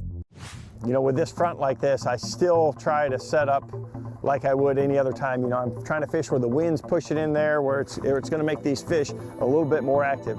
Definitely with this drop in temperature, it has turned these fish off, and I've got to make them react to bite. There's one. Oh gosh. One. Got him. There's a good one. Well, you can see, I mean, just look at that fish. He's just come out from spawning. That's just a small male, but they're gonna be grouped up someplace here. I had a bite. It's a nice little flat rounding point here. Wind's blowing on it. I had a bite there, and you know, it came off. And I reeled about 3 or 4 more cranks, and another one got it. So there's something rough on the bottom right there.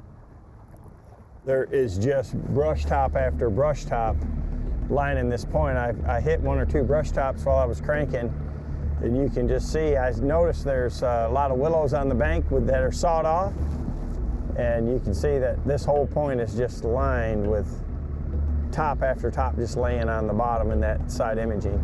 I mean, there's tons of brush there.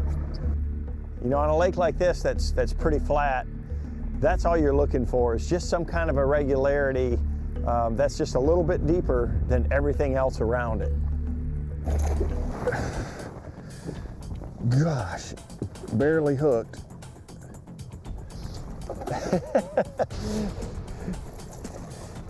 You can see that fish is beat up from spawning and everything. They're coming out.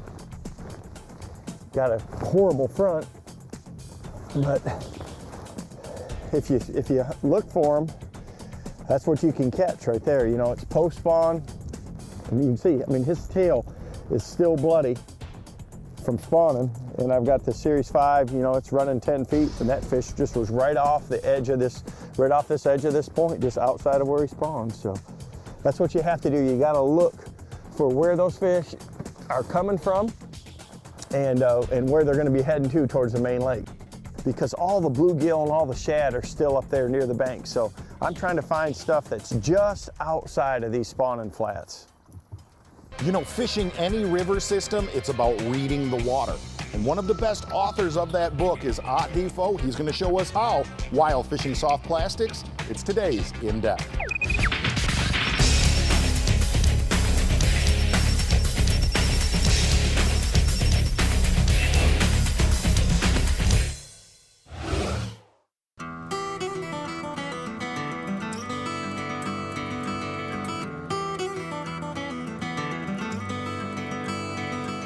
Fishing in a river system, there are certain ways that you need to fish baits and certain soft plastics that really will help you put a lot more fish in the boat.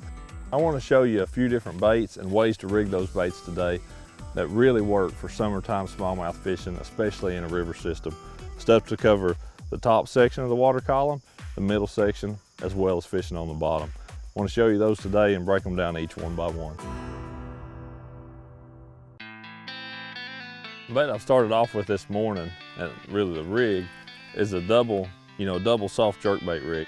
The baits I'm fishing on there are the Bass Pro Shady Shad, and having those two baits out there at one point in time for summertime river smallmouth, you know, it just gives you that opportunity to catch two fish at once. You know, just a much better chance of that, because these fish a lot of times when the water's warm, they run in little wolf packs, 3 to 5 fish wolf packs. Is what you see those smallmouth doing. And once you hook that first one, the other ones will get excited and follow it to the boat. This gives you an opportunity to catch one of those fish. I don't know that that was the only one in there. Oh, I've got a double. I've got a double. I've got a double. Check this out. That right there is why you use that rig. Looky right there. That is why you use two soft jerk baits in a river in the summertime. Because like I said, those fish will run together. And it worked. I actually caught a double on camera. But now here's the problem, you've got two. What do you do with them to unhook them? So if you take both of these fish together though, it's a pretty good one. See ya. You know, that's pretty typical. These fish are in real shallow water right now, but smallmouth in a river system, they want to get where the current is the fastest, and it's going to be the fastest where the water is the shallowest. So that's the reason I choose that weightless soft jerkbait, is because I can keep it up real high in the water column. It's weedless. I can fish it around that grass that we've got in this river system and not stay hung up all the time. So as you can see, we're blowing down the bank here pretty quick, and this is, you know, I could turn and fight this current and fish it a little slower if I needed to, but I'm just picking my targets out as I go down through here and hitting the high percentage places, just making quick casts to them, fishing out to the edge of the shade, reeling in and making another cast. I don't want to fight it. I don't want to be stirring the water up any more than I need to with the trolling motors, because it is shallow, it's clear. I want to blow down through here as quiet and stealthily as possible and just pick my targets out and hit them quick as they go by. The stuff I'm targeting on this bank are any kind of current breaks as well as shade. You know, it's got to have shade when that sun's bright on a clear, real clear river system like this. So shade and those little current breaks, those are the kind of places that you want to be targeting. That's where those smallmouth are going to be hanging out. Rivers, primarily you fish shallow. Some rivers, yeah, you may fish deep, but most river fishing is shallow. Most of it is visual. A lot of times you actually see the fish, see the bass before you ever cast to them and try to catch them. And other times you see places where you just expect them to be.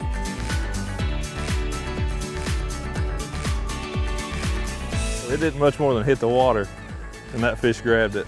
I can get him out from under the boat. Come here, buddy. It wasn't a real pretty landing, but I'm trying to hold the boat in place and keep myself here. There we go. And as soon as that thing hit the water, that fish sitting in a place like that, they know they've got a split second to decide to eat something or to let it go by. And thankfully, he was eager enough to eat it. Nice little river smallmouth. This rig I've started with this morning is the double soft jerkbait rig. And this is the Bass Pro Shady Shad bait rigged on a 3/0 VMC worm hook. Both baits rigged the same. Then I go up, I've got 10-pound XPS fluorocarbon leader attached to a barrel swivel. And on one, I tie the swivel on, tie my leader up, and just pass the line through that swivel so it can slide up and down, and actually tie it hard to the second swivel. So that way that first barrel swivel can slide down to it, up, down, back and forth, while the other one is fixed on the end. That's a little better. Come here, buddy. This one's not bad. He just spit up something that looked like a little bait fish right there. Yeah, there we go. It's still spitting up stuff. I have switched, you may notice, still got the same rod and reel, but I have switched baits. I've switched to a 4.5 inch sticko worm in the Sooner Run color. Kind of doing similar stuff, but still a little bit different at the same time. It's catching these smallmouth right now. Let's let that one go. See ya. I've switched to that little sticko worm, and I've got it wacky rigged on a weedless hook. But I've switched to that now with the sun a little bit higher. These fish are really getting tight to the shade, and I can let that weightless wacky worm drift right down with the current at the same speed as the current. You want to talk about a natural presentation, a weightless wacky worm and slow current. It doesn't get any more natural than that, and these smallmouth will show you that. I'm going to talk you through a cast. Number one, I'm going to skip the bait in there 9 times out of 10, whether I need to or not. And that, having skipped across the surface, and then they see it stop and start sinking a little bit, most of your bites come before the bait ever hits the bottom. The second rig was a wacky rig. No weight whatsoever. Number 2 VMC Nico hook that is also weedless, so it wouldn't get hung up. 4.25 inch Bass Pro Shop sticko worm. This is the Sooner Run color. It's what I used most of the day till I ran out of them, then switched to green pumpkin blue later in the day. They were biting it pretty well too, so either one of those colors seemed to work for me out here on the river today. Oh, there comes one. There he is. Oh, that's a nice largemouth too. He was right up there behind those trees. Oh yeah, look at that, that's a pretty good one. You know, that's the cool thing about it. We're in a real slow part of the river right here. That's the kind of place where you're going to catch those largemouth. Not in that fast current like the smallmouth. In the slower parts of the river, it's a pretty fish. You know, one of the biggest differences between a lake and a river, when you're fishing in a lake, they have a bigger strike zone. In a river system, well, that strike zone could be that big in diameter. Whenever you catch one, pay attention to the exact cast you made. Guarantee you'll get more bites. We're fishing 3 of my favorite soft plastic techniques for smallmouth on the river.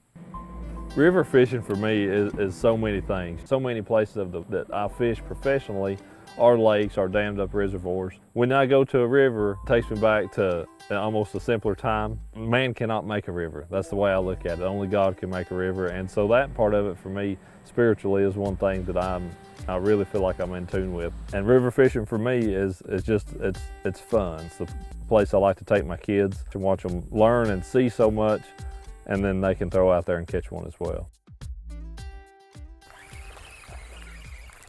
There's a better one that came in there. He's right there. That's the one I want. I see him right there. Let me let you go.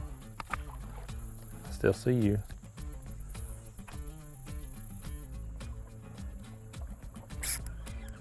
There we go. Yeah, that's a nice one. Little bit different rig I'm using now, and it's working too.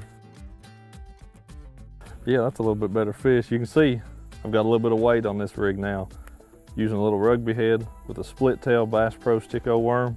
Something that's right on the bottom. That's what that smallmouth wanted.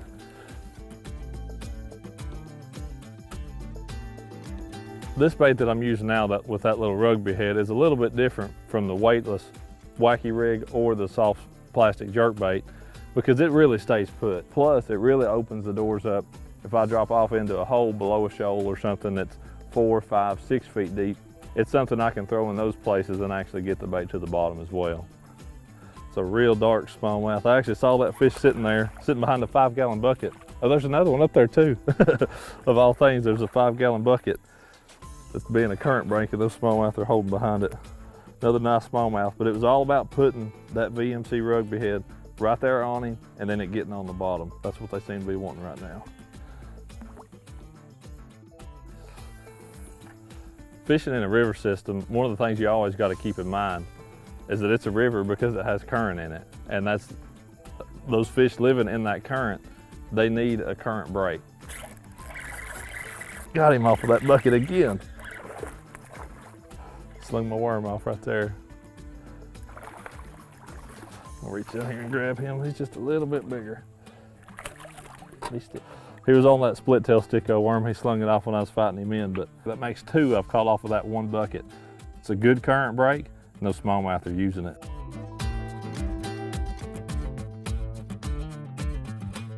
I want to go up here close and really show you all underwater. That bucket being bright colored, it shows up very well. You can see it, and you know too that even a big smallmouth is only 6 or 8 inches tall.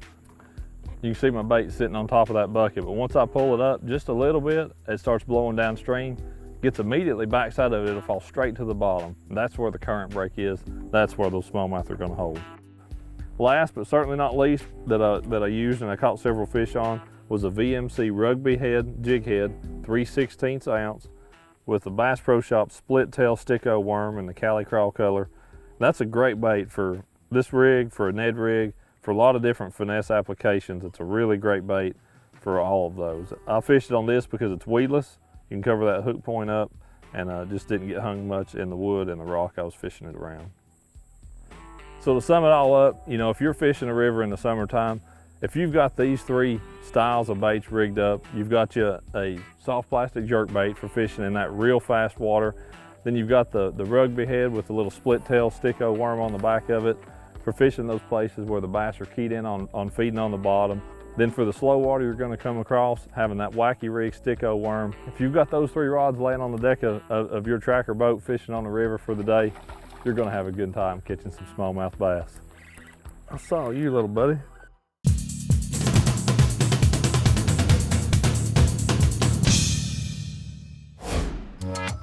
It's called kind of matching the hatch, like with fly fishing.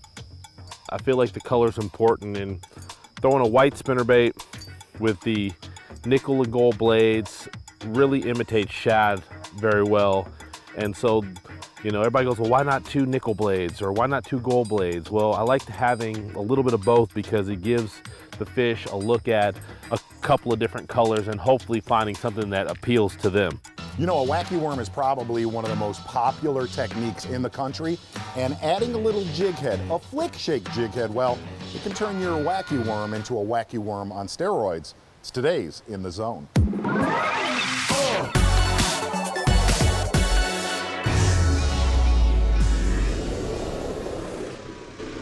Are you just somebody that wants to catch them?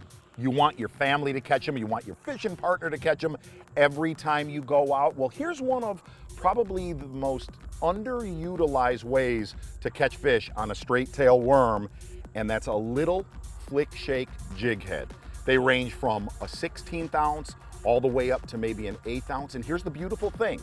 It kind of puts a twist on the standard wacky worm, the standard nail weight worm, and if you watch this thing in the water, it almost does its own magic. The best way to put it is there's really no wrong way to fish a flick shake. It's like it's got the power of a drop shot. You fish it the same way, shake, shake, shake, shake, shake, and then you slack line it. It's just like a drop shot. It gets bites and it catches big ones. The whole key is shaking it and then throwing slack back in your line. When one bites it, all you want to do is reel down and tighten your line. That little jig head is like a razor blade.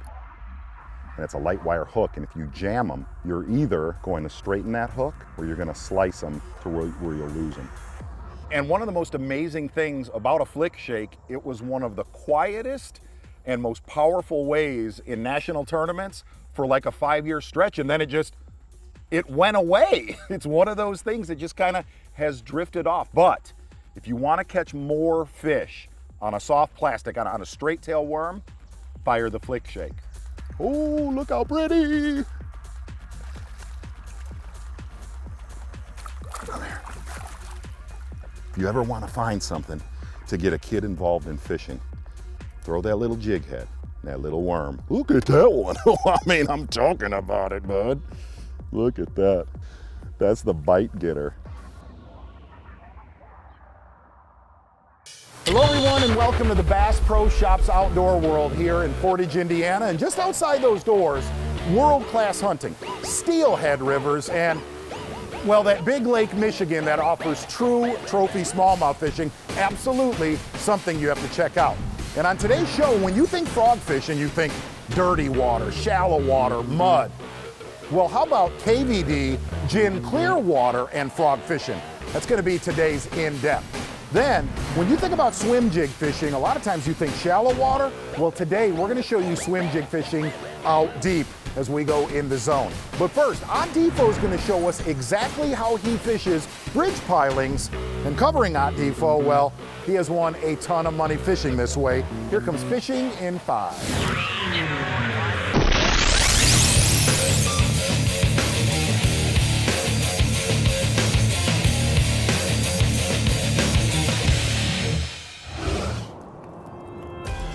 There we go.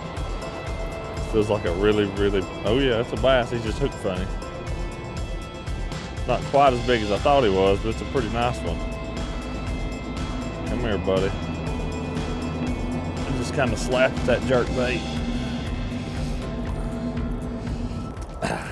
Yeah, there we go. Let's get in the sun right here where you can see him just a little bit better. That's a decent fish, a decent largemouth. And we're on a lake in the south, and man, it's pretty tough fishing right now. But even when it's tough fishing, a lot of times you could be fishing on bridge piers, those vertical concrete structures that those bass will use to travel up and down and ambush bait fish up against. Let's let him go.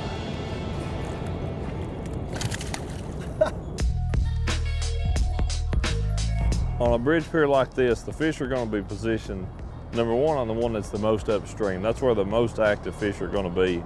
We don't have much wind going right now, but if you've got any wind or any just water-driven current, whether it's flowing in from a river or they're pulling it out of a dam, whatever it may be, those fish are going to position on the most upstream pier.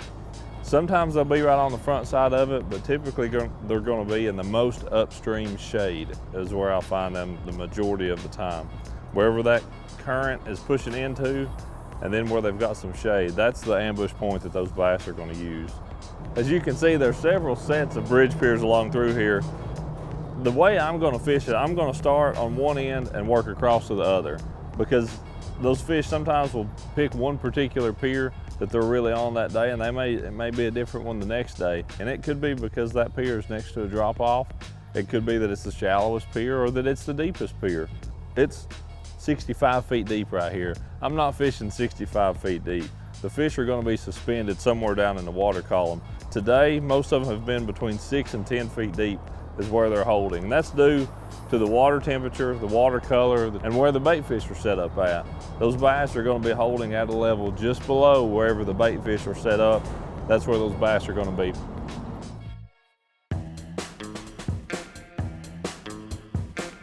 My two favorite techniques for fishing bridge piers both imitate the same thing and really can be fished in the same part of the water column. The small swim bait, it's a Bass Pro Speed Shad, can be fished deeper because it's fished on a jig head, so I can let it go to any depth I want. Whereas a spinning jerkbait, like the Shadow Wrap Deep, runs about 8 or 10 feet deep on a long cast, but both of them imitate bait fish, and they're great baits at catching bass that are suspended, which is what you're going to be catching around a bridge pier, again, the vast majority of the time.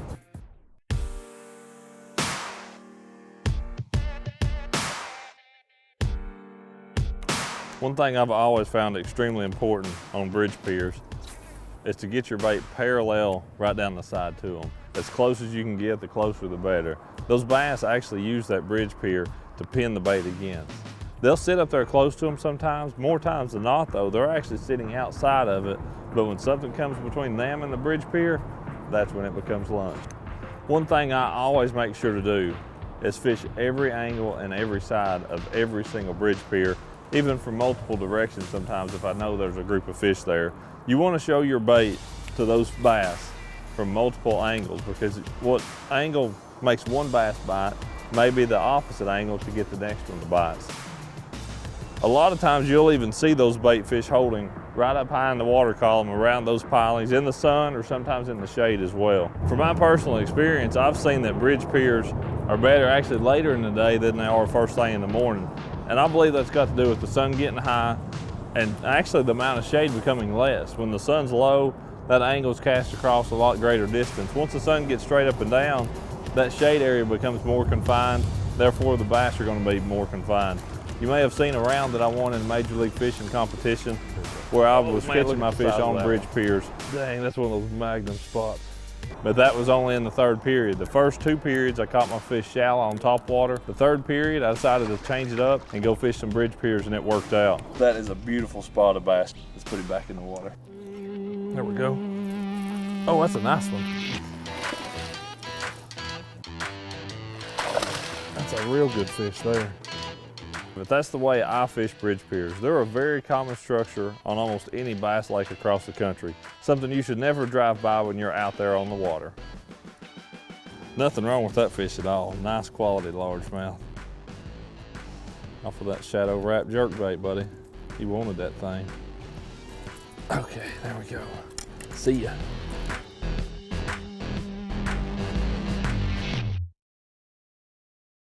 Okay, get this. Nasty weather, clear water, Kevin Van Dam. And frog fishing? It's today's In Depth.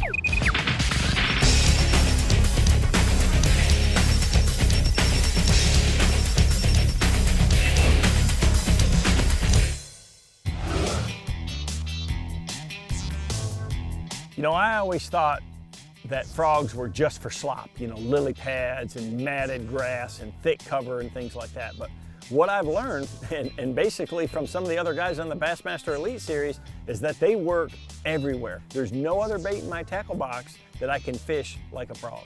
One of the other things I can tell you is that when you got clear water and you got cattails like this and pencil reeds, man, a frog around the edges of them is something that the bass can't stand. I mean, he got it. You know, early like this, you got cloud cover, it's low light, this water's clear up here.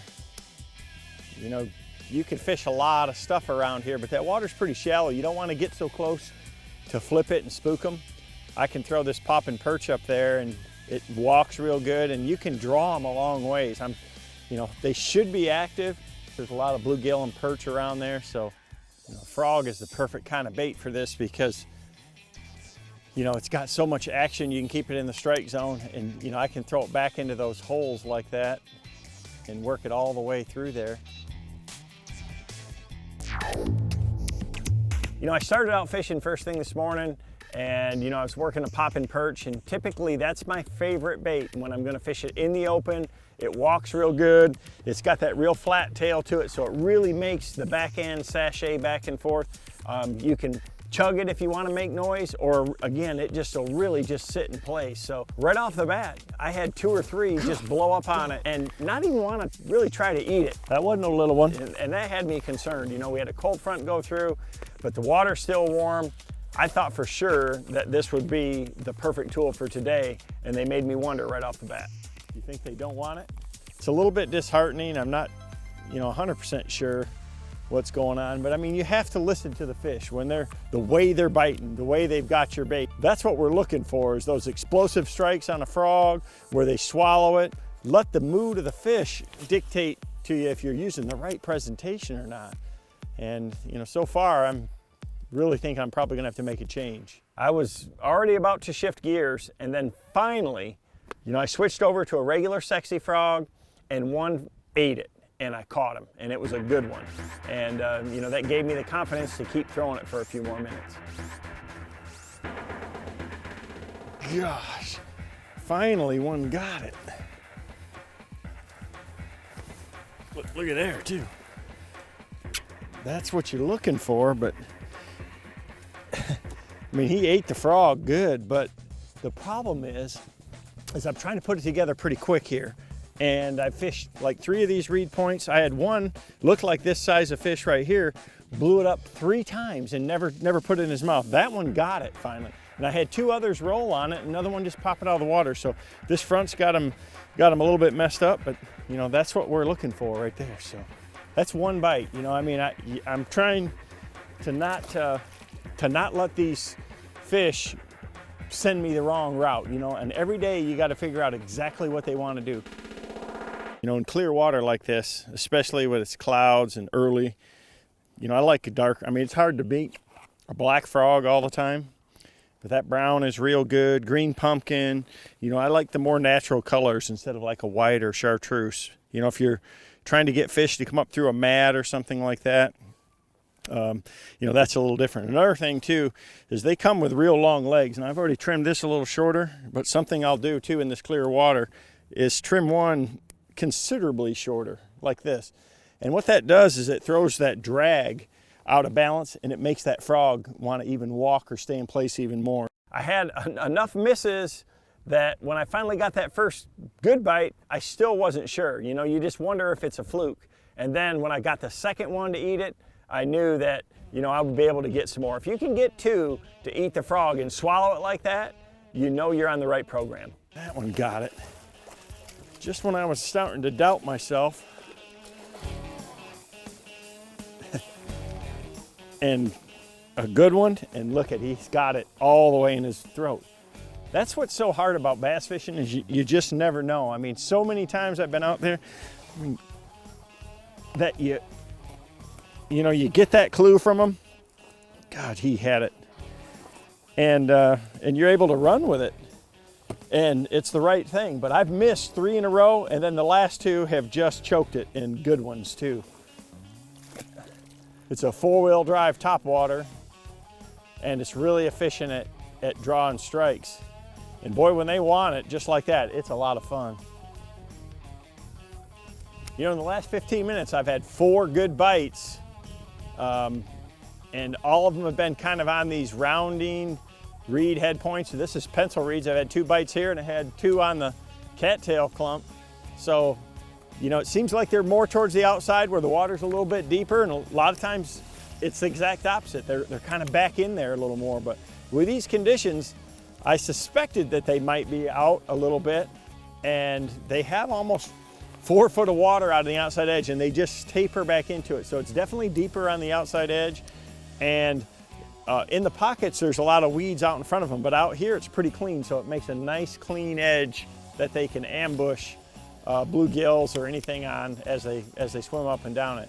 The sexy frog right here, it's real subtle. It still walks real good, but it doesn't make that chugging noise, you know, and we are kind of in a calmer area. You know, if we were on the other side where it was a little windy, the popping frog may really pay off. But so far, it's all been about just that subtle side-to-side walking action.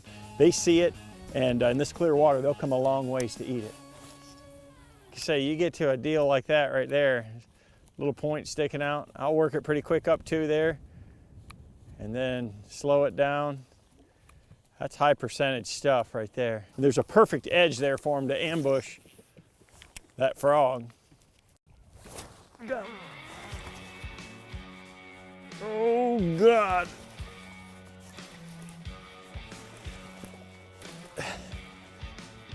God. Nice. Now they're getting it.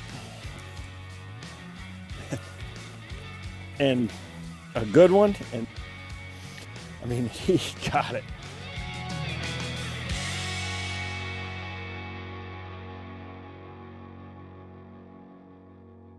Here's one of the biggest misconceptions about clear water. Water like Van Dam is fishing today. If there's enough water to get over their backs, I'm talking dirt, shallow, clear water, some of the biggest in the lake will be there. You know, the conditions kept changing. I knew we had more weather coming, so I wanted to change to where there was some wind blowing onto that reed edge. Got him. Got him right on the point. Nice one too. That water's so shallow right here that, you know, I mean, you could throw a lot of things probably and catch them, but man, that frog just draws them from a long way. So this is a popping perch, and you know, when I got water like this in the open, I mean, this thing walks incredibly well.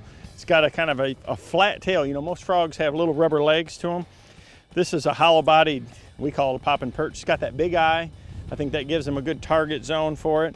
But that flat tail really makes it walk real well. So I can fish it fast like this and chug it along and make some noise when it's a little bit windier, or, you know, you can just slow it down and just walk it back and forth. So I mean, it's like a foot deep right there, but the wind's blowing in here, and it's just kind of the perfect scenario. For frog fishing, I kind of look at where I'm fishing and what I'm fishing. I've got a 7.2 medium heavy action rod. It's got a soft tip to it, and a high-speed reel, 50-pound braid on there. And this allows me where I can skip it under boat docks and things like that, and it still works so good out here in this open water. When I've got to have more accurate casts, you want a little, you want a rod that has a little less length to it, so you can be more accurate, and you want to have one that has some tip to it for that, precise presentation. You want to be able to sometimes lay it in there real soft too. So now we're on the right program. That calm water was good early when the sun was low, but once it got bright, I think those fish moved back into the cover. I got him, but there's some overhanging trees, the wind's blowing in here, and there's one little shaded spot. But he's right up there, right in that shade. I knew there had to be some somewhere. I mean, even in, this shallow water and the wind's blowing and they feel secure, in this clear water, they'll want to get to around anything that they can get that overhanging cover. Pretty one. One of those deals. With the wind pushing in here, as clear as this water is, you can still catch them on top. So on most days, there's a lot of different ways to catch them. But for the conditions that we had, I knew that a frog would really work well today. I ended up getting quite a few bites on it, and the conditions were good. I had to change it up between the poppin' perch and the standard frog, but in the end, I ended up having a good day. Got it.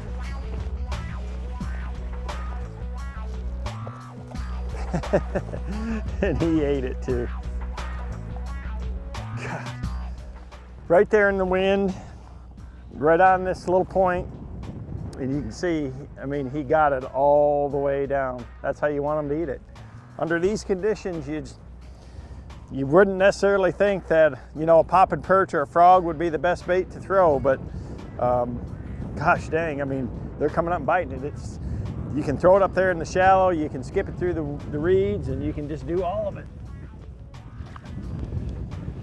For a tough post-frontal, cold front, cold 50-degree day, they're still chomping that frog. That's the thing about a northern largemouth. You just never know.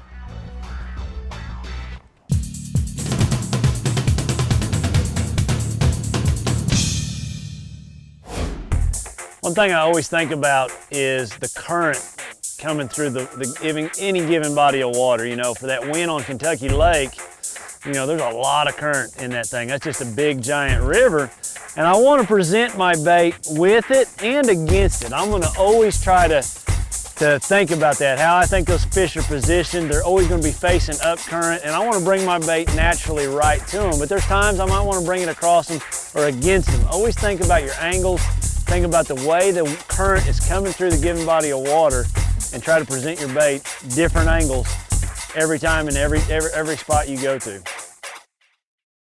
Hey, when people think about swim jig fishing, generally they think shallow water. One of the biggest misconceptions is, well, a swim jig is not made for deep water. Well, we're gonna prove that wrong today as we go in the zone.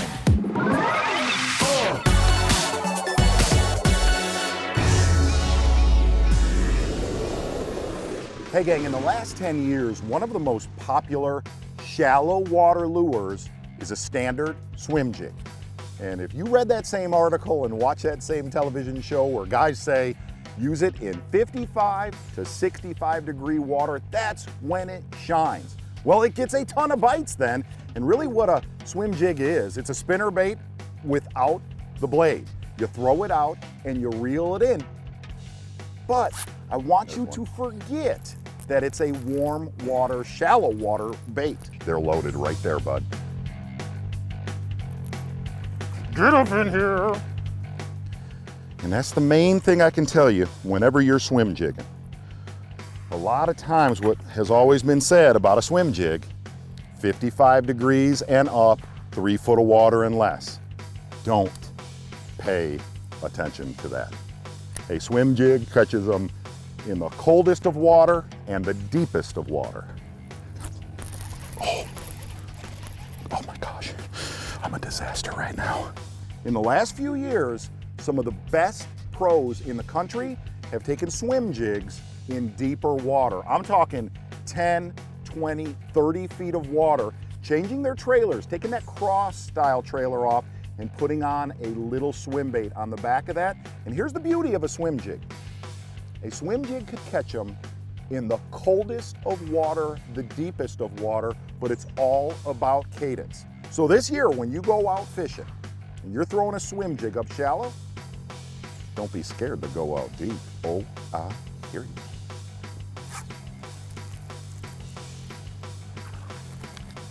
Mm-hmm. Just keep winding. Tap, tap, tap-a-roo. Hello everyone, we are here at the Bass Pro Shops Outdoor World in East Peoria, Illinois, home of Caterpillar tractors, world-class duck hunting, and some of the biggest whitetail bucks in the country, all right here in the heart of the Midwest. And on today's show, how about these three things? Dropping on big smallies, staring at your electronics, and Kevin Van Dam as he goes in depth. Then we're going to skipping school. I'm not talking about playing hooky, I'm talking about skipping boat docks for big ones when we go in the zone. But first, Edwin Evers is going to show us how he fishes a frog tight to cover with ferocious strikes. Here comes fishing in 5.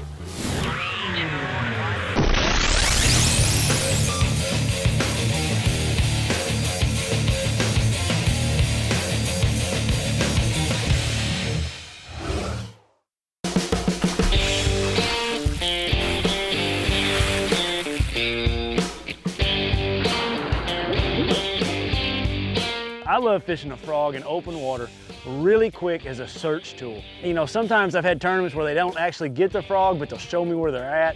I'm gonna fish it really fast like you would a spinnerbait, really short jerks in a short strike zone, make another cast, and I'm gonna go really, really fast. Golly, look at that! Holy smokes! Oh, man, what a fish. Come here, oh my goodness. Man, that was amazing. Oh, that's fun. Golly, there's not much funner than frog fishing right there, guys. Golly, that was an explosion. Another great spot right there. You know, I've got a little point, I got shade. It's got that strike zone condensed, so I can go down here really fast and hit the high points. It's not gonna take me a long time. You know, if I was flipping this, it'd take a long time. I can go down through here with that frog, and I know there's a big one that lives right there. This is the Megabass Pony Gabbit, you know, they sell at Bass Pro. It's a little different than a lot of frogs. It's really great for this because the legs come straight out versus to the side. So it really keeps the frog going straight. Something I like to do when I'm working it really, really fast. It also has a cup to it that makes that plopping, glucking sound that sounds like a bluegill popping the surface.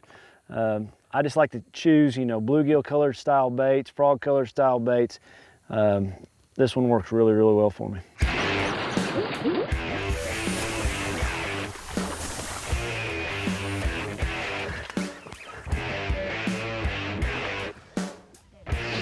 Christmas. Golly.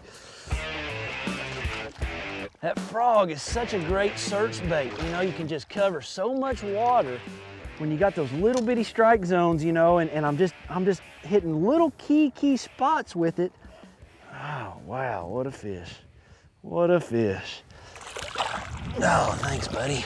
I talk about small strike zones. Each one of these little clumps has the potential for a fish. So, you know, I'm just gonna get it right by that clump, pause it. If I don't get a bite, reel it in, go right to the next one. I don't wanna pause it right there next to it. I wanna act like that frog's trying to get away from him and then pause it. Almost draw him out of that cover and pause it right there, just give him one last second to get it. So a lot of times you'll have a lot of bites when you're away from the cover and you pause it 3-4 foot out away from it, that's when they'll get it. Yo, that is so cool for them to hit it like that. Look at how many there are. Oh my goodness, look at all the fish. It just excited the whole bunch of them. Look at them. Look at them underneath it. Look at those fish underneath it. Oh my goodness. Oh my goodness, that is so cool. So cool. I wish I had another rod out. Look at him. Man, that's a big one too. It's always the one underneath it that's big. Man, that's fun. That is fun. All right, get out of there. have a lot of fun from catching a little one. Wow, that's cool. That was really cool. I think gear is really, really important when you're fishing a frog like this. You know, I've got to be able to cast it a long ways, cast it accurately to those little tight targets, but then I've got to have the right tip that I can really skitter that frog across the top. You know, I'm using a 7-foot medium heavy action. I've got a Bass Pro 50-pound braid. I've got an 8-to-1 gear ratio reel, titanium reel. Just really, really important setup right there to be able to make that frog do what you want it to do. You know, you got to skitter it really quick. It's real short hops and then pauses, short hops and pauses. So that's the setup that I'm using when I'm doing that kind of frog fishing.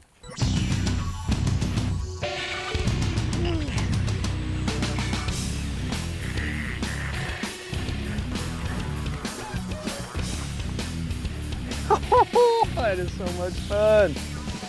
Man, that's fun. Oh, that's a good one. What a fatty he is. Braid is a big deal, and that braid is a must, but you gotta wait. It's taking years and years and years. You see that explosion and you just want to jerk immediately, but if you'll notice, every time I do it, I hesitate like a 1 to 2 count to let him take that frog back down in the water.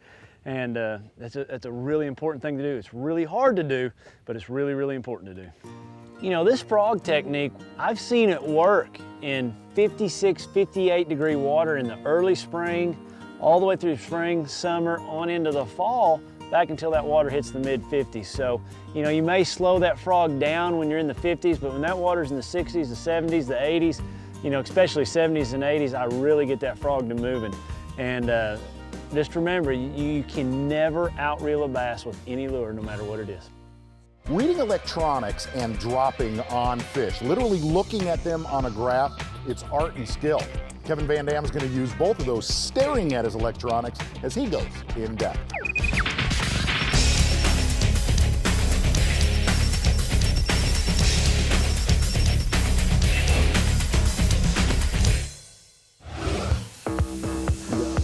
There's a better one. Maybe. You know, I wanted to go smallmouth fishing and I wanted to go on the big water. You know, I like the big lakes, Lake Michigan, the Great Lakes, and the big lakes in Michigan, because that's where the big smallmouth live. They have the big forage population, you know, of all the different species. They got the gobies, you got crawfish, you got perch, you got all the pelagic bait fish, and it's just made these smallmouth grow up and get really big. I've been just casting along, just kind of bombing along. I'm fishing a deeper flat here. That's the beauty of this drop shot, is you can be so efficient. I mean, it's power fishing, but you can do it in deep water. But they're so fat when they have all this food. You know, look at that. That thing is 2.5 pounds and he's, you know, 15 inches long.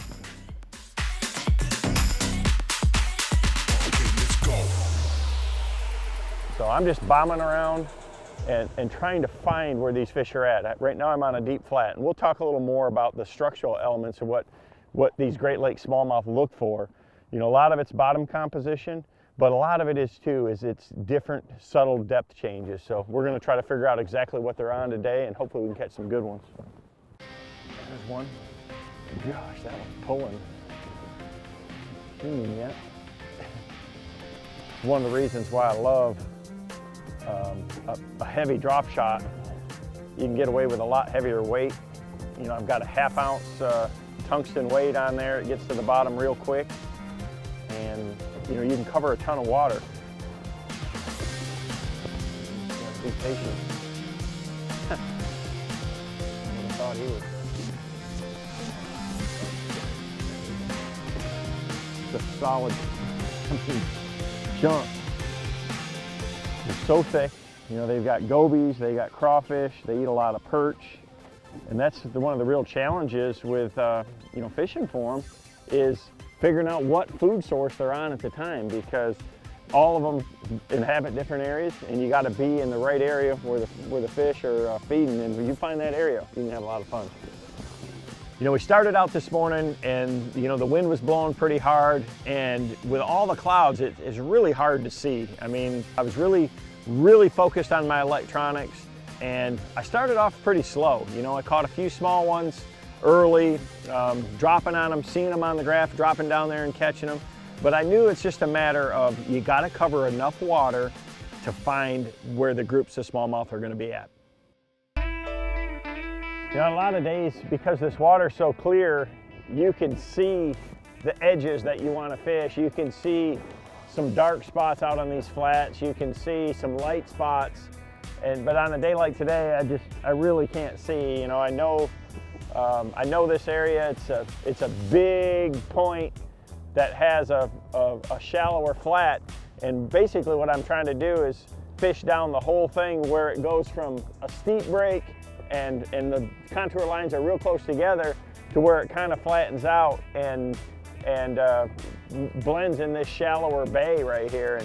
And those transition areas are good places for the bait to set up. And you know, somewhere in through here, a lot of times is going to be a good, you know, area for fish. And this is really all they're in. This is just sandgrass right here. In the bottom of the Great Lakes, it has a lot of this. It's just like a carpet. It only grows a couple inches tall, and it supports a lot of crayfish, a lot of other insects and things hatch out of it, mayflies and things like that come out of it.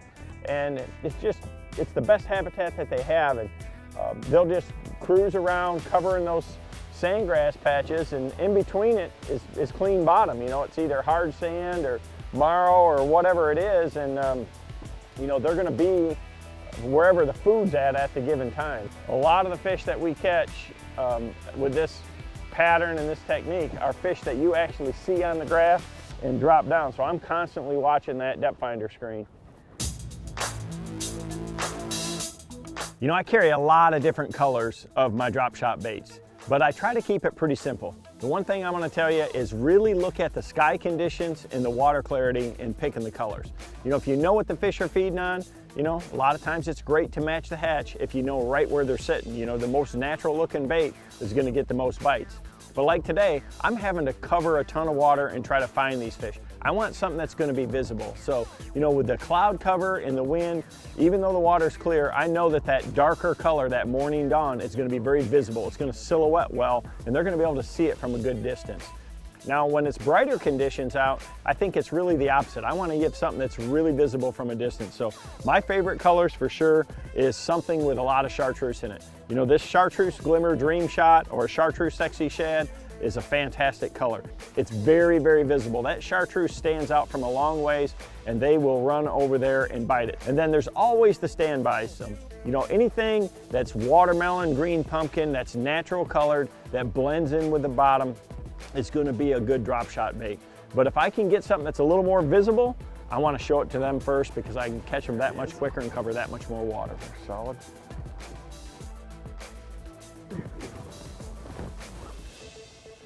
You know, with the conditions that we've got, you know, I went over here to the calm side just thinking, you know, it might be a little easier to position the boat and things like that. And we're gonna hit some big ones. We've been fishing from anywhere from 20 to 30 foot, and that's where these fish typically live. Keep moving on here. You know, one thing to try when you're fishing vertical, go to a split screen.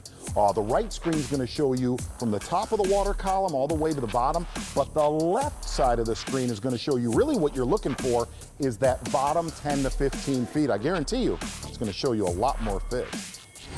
So for drop shot rigging, you know, I use the same basic rig as most people. You know, I use just a light wired, a little #2 hook that I can nose hook with. This one is a new Nico rigging hook that Mustads came out with.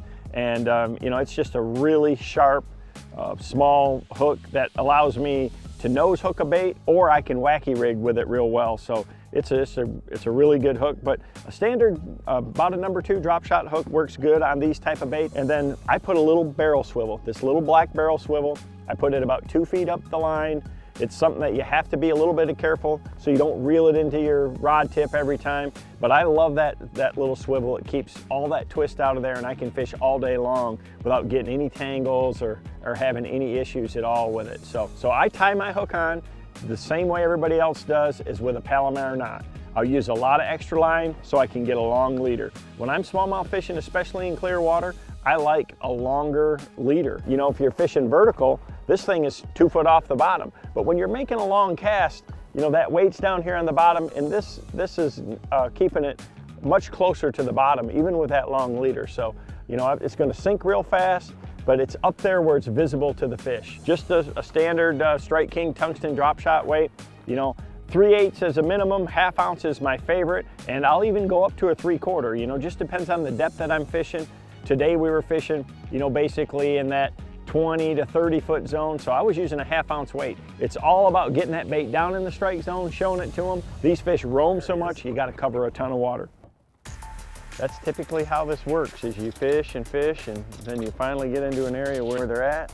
I just love these big smallmouth in this clear water. I mean, I was lucky, my dad took me up here when I was 7 years old and I caught my first smallmouth, and I've never been the same since. And not a mega giant, but that is a good one right there. Got him hooked.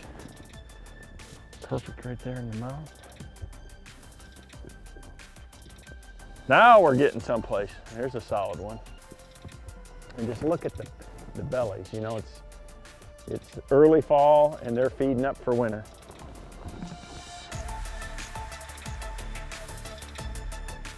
The sun's coming out now, and that really helps everything with smallmouth. You know, not only can I see better, you know, I can see the drop-offs and the breaks, but I'm gonna tell you, smallmouth are sight feeders, and they actually get a lot more aggressive, and the bite is better when the sun's out too. They see better. For this kind of fishing, you need to be able to take up a lot of line and to be able to cover a lot of water. So I'm throwing a 7'4" medium action rod. You want a rod with a soft tip, but I want a long rod, something that I can move a lot of line with, I can make a long cast with, and I match it with a big reel. You know, I put a 40 series Quantum Smoke on there, and it casts a long ways. The other thing is, with a high-speed reel, I can pick up a bunch of line in a hurry. You know, when you get one and they come towards you real quick, or they're coming towards the top. The other thing, I'm just bombing around a lot. I'm dropping it in there, shaking it a couple times, and reeling it in and doing it over. So having a high-speed reel gets my bait in the water more and keeps me a lot more efficient. You know, typically, I almost always use 8-pound Bass Pro XPS fluorocarbon. Such a strong, sensitive line, and it's so invisible to them they just can't see it. So having the right gear for this big water kind of fishing like this makes a big difference. There's a fish. Big head shakes. Yeah, that's what we're looking for right there. Look at that's a big one there. When they're just fighting and pulling around. You just have to take your time with them. There's a straight up Michigan monster right there. Great big one. And look I have that little hook right in the roof of his mouth. You know, today we had a really, really good day, and it was just a matter of covering enough water until we got ourselves where the fish were at. That's the reward right there. Look at that. You can do a lot of damage in a hurry with this drop shot rig.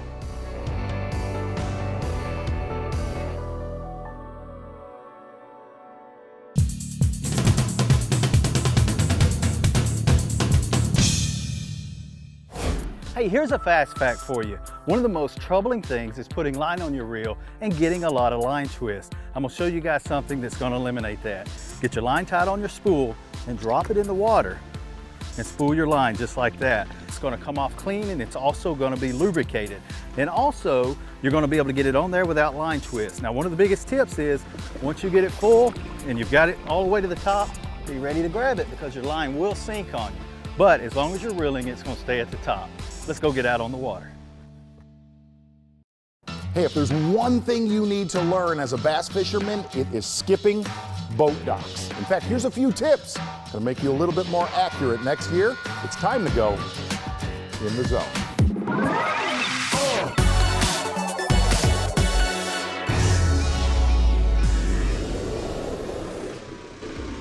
Go get him. That fish is in like, seriously, that fish was in like 8 inches of water.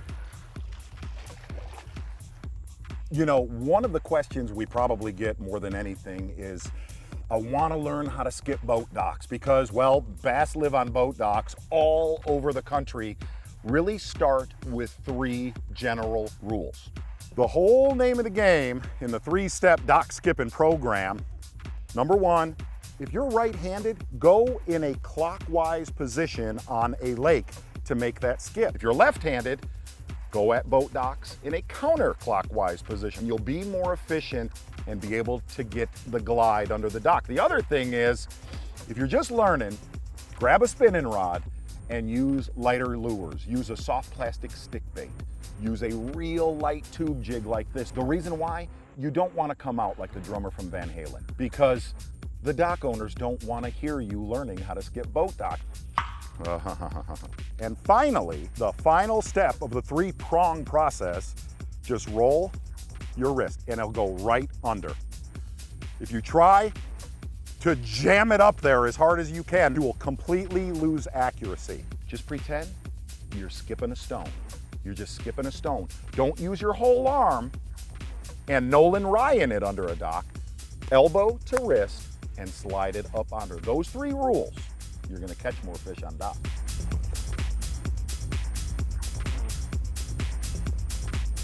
No. Ha. Clockwise position, soft lures to start, heavier as you get confidence, and from your elbow to your wrist, just like skipping rocks. Cameraman, give it up to me. Hello everyone and welcome to the Bass Pro Shops Outdoor World here in Auburn Hills, Michigan. And outside of these doors, well, you have the Great Lakes and incredible inland lake fishing. This is a must experience for all fishermen. And on today's show, Bassmaster Elite Series Pro Chris Lane's gonna be attacking the grass with his 2 favorite baits on In Depth. Then, is there a smart way to be stupid? I know that doesn't make sense, but it will if you throw the stupid tube that's in the zone. But first, Kevin Van Dam, well, he's doing what he does best, fishing transition zones for the big ones. Here comes fishing in 5.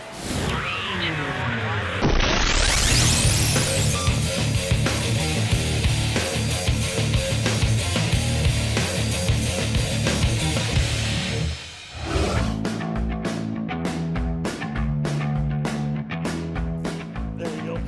Biggest.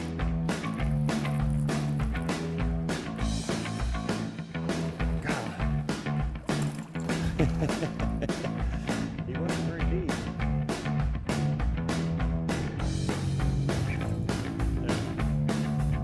There we go. This is what I'm looking for right here. You know, when I'm smallmouth fishing, it's all about finding transition lines.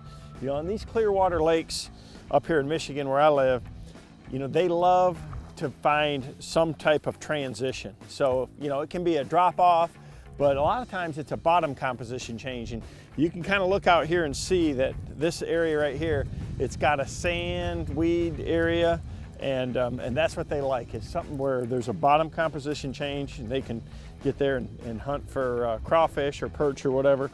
I caught that one on a Strike King jerkbait, and that's what I'm always looking for, to try to find different transitions, and you just got to find the depth zone that the fish are at for that time of year.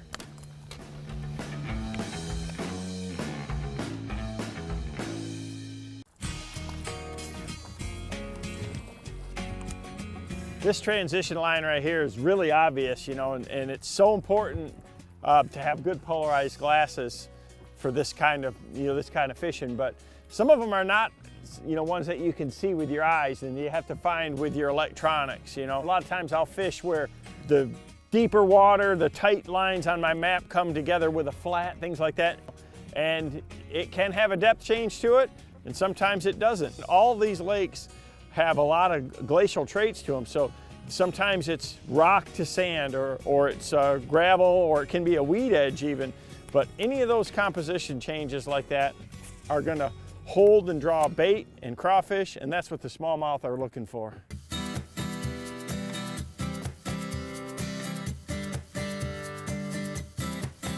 One of the things that I try to do when you're fishing clear lakes like this is keep the sun at your back. Even though I've got to go right into the wind to do that right now, being able to see these little transitions, see the weed clumps, see the sand edges, see the drop-offs is everything. And what I'm going to try to do is fish right down them. you want that bait in the strike zone for the whole cast if you can. So, you know, I'm gonna kind of ease up here a second. So hopefully when this sun pops out behind the cloud, it'll light things up and I can see where I can put my baits. You've got to have your bait right on that transition line, because that's where those fish are swimming. That's where they're patrolling, looking for food, looking for crawfish and perch and things like that.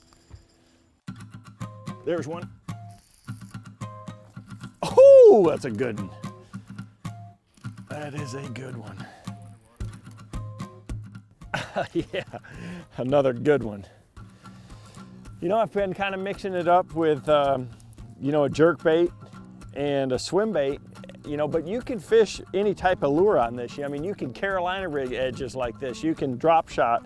But with the wind that we've had today, I just feel like I needed some kind of power bait. I mean, this is a great technique for spinner baits and things like that. So if you're gonna fish transitions, what I try to do is just pick a lure that's gonna be efficient, and then if I got clear water like this, it's gonna be natural for the conditions. That IU color jerkbait, you can look, same color as the bass. This is one of my #1 smallmouth baits. It looks like a little perch, it looks like a baby smallmouth. It looks very natural in this water. That's a good one, we'll let her go.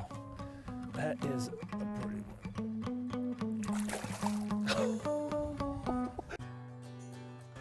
Running these transitions is something, you know, once I finish it, I'm moving on. I'm not, you know, just trolling down the rest of the bank. As soon as I'm out of it, I'm on to the next one. This is a pattern that's easily duplicatable, and it's something you can run a lot of times all over the lake.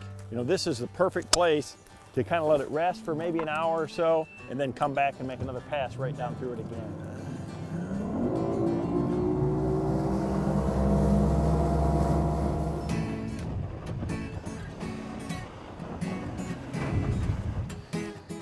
Now all I'm trying to do is cover as much water as I can. Just physically looking with my eyes at all of these little shallow sand transition lines.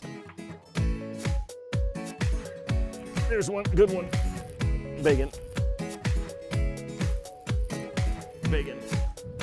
That's a giant right there. Gigantor. Look at there. You know, I've been fishing all different kinds of transitions on this lake today, but this is something that I do everywhere. Look at that one. That's a good one. You know, it doesn't matter where you're at. It's always usually about a bottom composition change. That's what fish relate to. You know, during the spawn, they're looking for that edge where, you know, there's a little harder bottom. During the summer, it's, you know, it's the edge of the shells on the, you know, on some of those ledges and things. But transitions are, you know, that's part of the bass's everyday life. Whether it's smallmouth like this or largemouth, anywhere in the country, that's what I'm looking for all the time. I mean, some type of transition, you know, from weeds to, you know, sand or, you know, edges, things like that. But up here, it's all about those subtle ones, and a lot of them you can see with your eyes.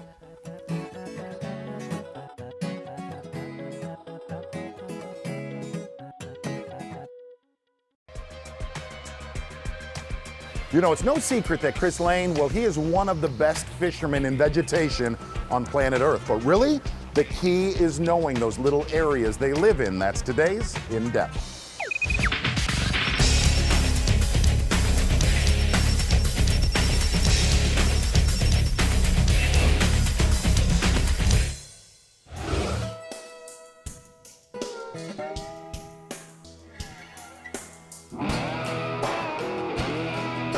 You know, when you're fishing a body of water like Lake Guntersville, where it's just got tons of grass, the fish are everywhere. It's fantastic, but you want to make sure that you get on those key areas. When you see the fish blowing up, when you see the bait in the area, if you see some action in the water, normally there's some bass in there. Big old fatty. During the fall on a lot of lakes with grass and shad, the bass bounce between grass beds and schooling bait, just outside the grass beds. I like to work that border between grass and open water, looking for schoolers and blow-up holes in the grass. By keeping both a topwater frog and a whopper plopper handy, I can react to either one very quickly. So as we approach this grass mat, especially in the fall, You have fish, they're gonna be along the edge of the grass, they're gonna be in the grass, they're gonna be in between, they're looking for bait fish. And we pull up here and I saw a couple of small fish break and some bait fish jumping out, but when you approach it, you know, you wanna stay way off of it, kind of fish your way up to it, see where the active fish are, and then you can get up there and get in the grass mat and slow down and try to catch one of those bigger fish. So right now I have 2 baits tied on. When I think the fish are starting to push up to the edge, you know, I'll pick up the frog. If I see them starting to blow up or school on bait fish, then I'll pick up the whopper plopper and throw it out there.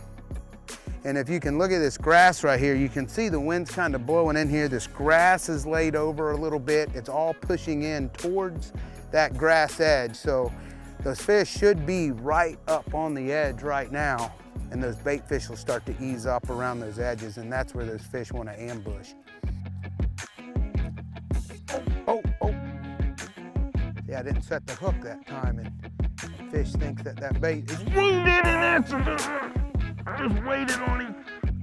Come on.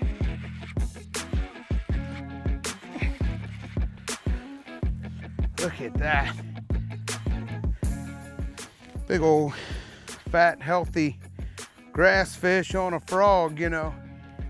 You sat there and you watch that fish. That's the #1 thing. Prior to this, we had missed a couple of fish. They'd come up, blow it up, and we'd set the hook and miss, and it's so hard to do. But this fish right here blew the frog completely out of the water, and then it came back and got it the second time. You're making long casts with this frog and just pop, pop, pop, pop, pop, and just really kind of searching. You can slow down when you find them, or if you get some strikes in an area, then you slow down a little bit and kind of concentrate on that. But right now we're just going through just a normal, just kind of make it act like a frog, you know, and you want to throw it on a 7-foot to 7.3 medium heavy action rod. This is the Bass Pro Shops titanium. You don't want to use micro guides. The problem with micro guides is the fact that the grass and the slime that's coming in when you're throwing over this real heavy cover, you will have a tendency to clog those eyes up. So you want to keep a, you know, just the regular titanium eyes in there. Fantastic for flipping, frogging, anything in the grass. Biggest key on this stuff with the whopper plopper and the frog that we caught most of our fish on today, you want to make sure you throw that on string 50-pound braid. The braided line gives you the ability to cast, but when you're making long casts, and you saw we were pulling some fish out of some heavy grass, it's going to give you, you know, plenty of penetration in the hook set, but it's going to let you to get that fish.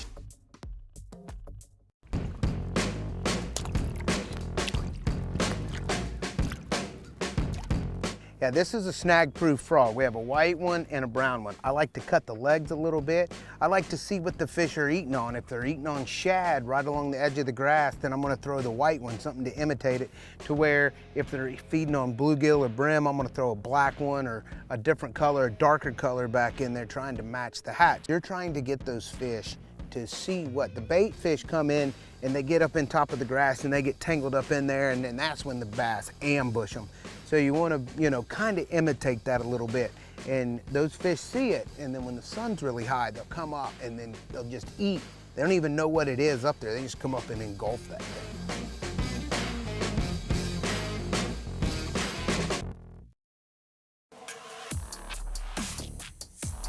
You know, if there's one tip I can give you for fishing grass, and really pay attention to this, where 2 grasses come together, where hydrilla and milfoil mix, where milfoil and coontail mix. If you find a mix of grass, I guarantee you, you're gonna find more bass.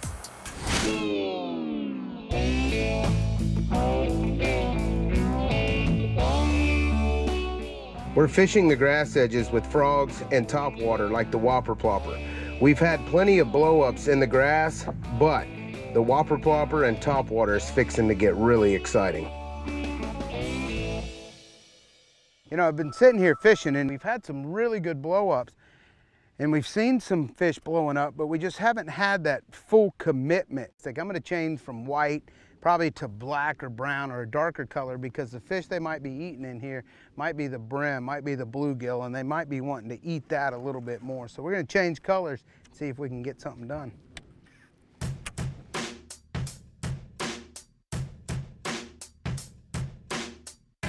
Like that right there. Change of color, first cast.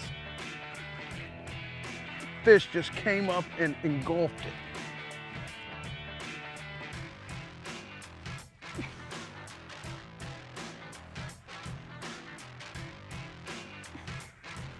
And that's the difference sometimes.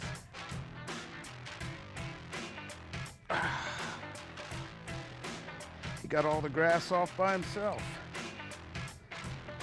So there is a perfect example, changing colors, very first cast, boom. You know, when you're out there fishing a grass mat like this, we started to get a lot of bites and knew that we were on the fish. And you want to really be focused on that explosion because you're getting a lot of blow-ups. It's going to get exciting. I don't want to talk about that one. In a tournament, you know, I can usually wait 1 or 2 seconds, but today, I mean, I was all about catching fish and they're boom, boom, boom, and I missed quite a few. But I missed quite a few because I wasn't focused and dialed in on letting that bait sit when they didn't get it all the way. That, Chris, you idiot, again. I just get so excited sometimes, and usually when you set the hook like that, they normally don't come back. Concentrate on the bait and on that frog. Get knocked out of the water, or does the frog actually go in the fish's mouth? And you'll put some more fish in the boat if you wait just a little bit longer before you set that hook. See, I waited that time, and when you wait on them, make sure they got it. You know, they're not giant, but they are awful fun to catch, and seeing that explosion. Nice fish there. Good one. You know, one of the advantages with the whopper plopper is you can cover a lot of water. You're not spending a lot of time working that bait back to the boat. I mean, you're just reeling that thing. And that's one thing that when they start to blow up, or when you kind of get in an area where you find a lot of fish, then you can slow down. But that whopper plopper, you can cover a lot of water. And when they're blowing up, you get some really awesome strikes with it. Golly, big one, way up shallow. Oh! That, my friends, was a nice bass on the whopper plopper. There's only more to come. This bait has really started to show itself when you get in the right conditions, when you get where the fish are. The whopper plopper gives you that opportunity to cover a lot of water and get those big, exciting blow-ups. And this tail, all this tail does is rotate, it plops. That's why they call it the whopper plopper. And it just spins around as you reel it. The biggest thing about this is to make sure that you have the right gear ratio when you're reeling a whopper plopper, because if it's too fast, then you're gonna spin that tail too fast. If it's too slow, you're gonna work yourself to death trying to crank that thing all day. So, you know, 7.3 medium heavy, Johnny Moore's titanium rod with an 8.1 titanium Johnny Moore's reel. I saw some fish blowing up in this little pocket right here, and you can just throw this thing in there sometimes and work it, almost like any kind of top water, and just work it back, and every now and again you can get that explosion like that, right up on the edge of that grass. So next time when you're in the Mid-South Lake area where there's grass and it's in the fall, hey, the whopper plopper and the topwater frog will be an awesome pattern. All right. Man, I tell you, fall fishing, topwater, whopper plopper, frogs, when you get around fish in the fall and they're blowing up, key in on, you know, grass, bait, always pay attention to what's going on around you and catch nice bass like that.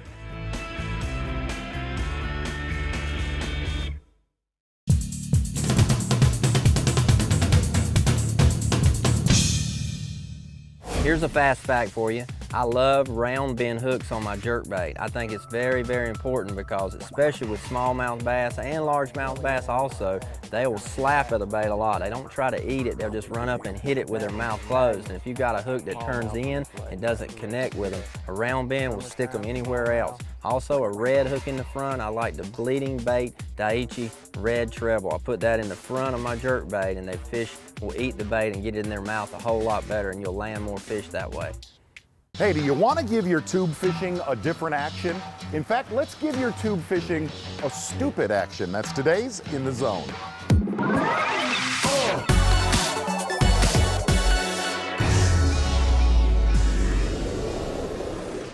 Hey, throughout the test of time, what lure has caught more bass than anything? A jig?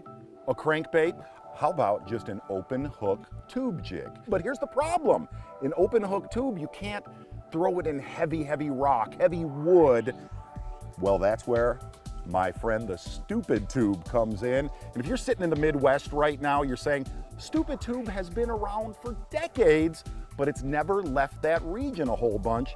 And here's how you rig it. You're gonna come up with the hook point up into the tube and come out, and this is key, at about 11 o'clock up that tube, and then pull the weight all the way up into that tube over the eye of the hook, like that. Then all we're gonna do is take that hook, put it through both walls, and it's gonna lay completely flat on the body of the tube. And that's how you rig the Stupid Tube. The magic really comes from the extra wide gap hook. And here's the beauty of this. Throw it in rock, throw it in wood, throw it in grass, and you're gonna get a way different action, a spiral, a dart, and it will just get bites, and it'll give the standard tube just a different look. Hey, this year, be smart. Be that smart guy or gal. Throw the Stupid Tube, little guy.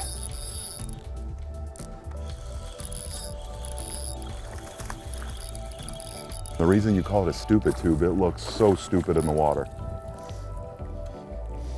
Look how they got it.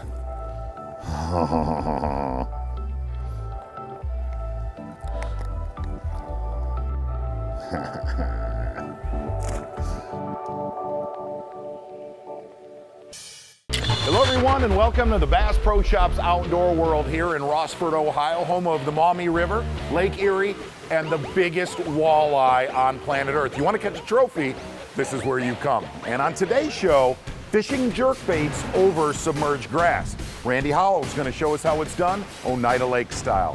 And one of the biggest questions we get, how do you get less line twist on your spinning reels? That's today's In the Zone. But first, Davey Height is cracking the big ones on his favorite mop jig. Here comes fishing in 5.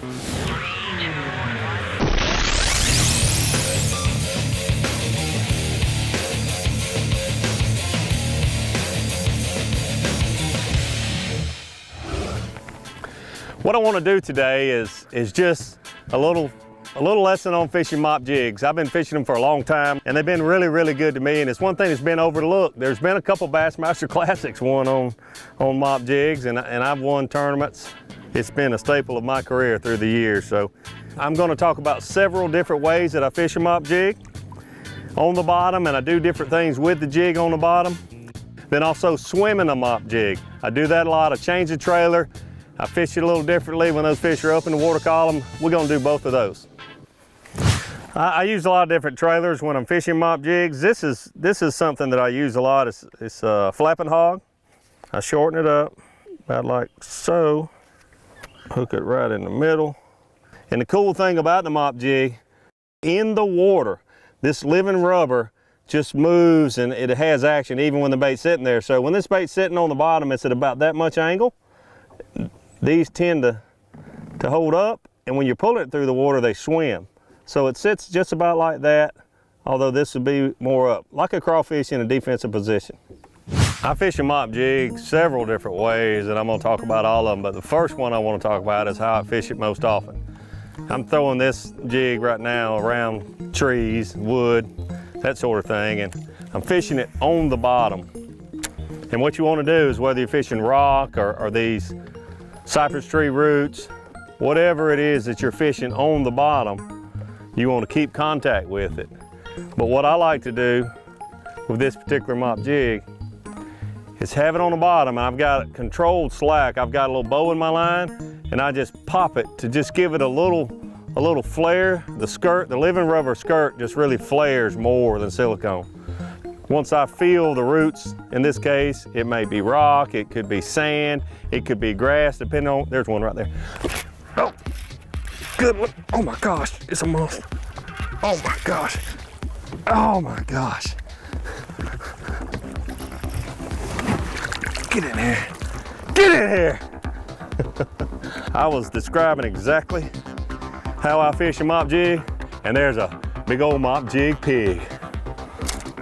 And we're gonna let this one go. So it's gonna be hard to one up that, that's for sure. I've caught some really good fish fishing this mop jig on the bottom. We're gonna try a little swimming mop jig.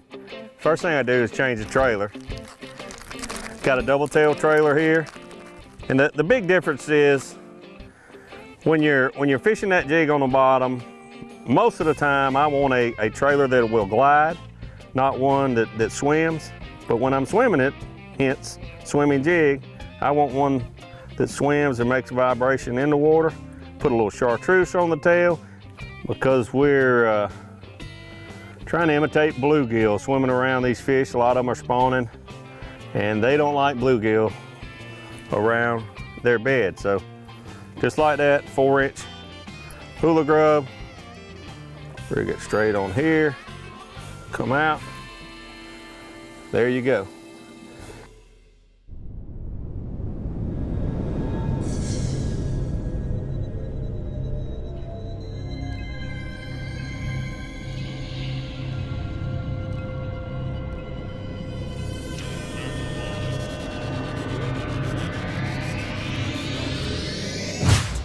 The key is deciding where you want to fish the mop jig when you're swimming in the water column, whether it's right up on the surface. Then I'm gonna hold my rod tip up and I'm gonna shake it while I reel it.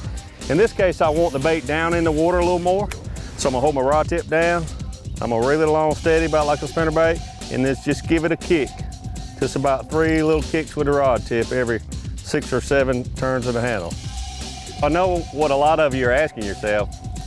If you're gonna swim that jig down under the water, why not use a vibrating jig? You know, a chatterbait type jig. Well, there are a lot of days, especially when these fish are actually spawning. They don't really want that much vibration. If the water's clear, the sun's high in the sky, that sort of thing, a little vibration like this double tail trailer gives it, but not as much as a vibrating jig. There he is. There he is. Oh, another swim fish. Holy cow. Oh my gosh. There you go. A little mop swimming jig. Look at that, baby. Look at that. And they like it. Let's get that thing out of there. You see what I got? Show you how to rig it. This is what you get. There's the results. Go get you a mop jig, baby. Swim it, fish it on the bottom, fish it in between, just fish it. Let her go. Submerged grass beds can be vast. In fact, on some lakes, they could be miles long vast, and there is a process to finding schools of bass. Randy Howell's going to show us. It's today's In Depth.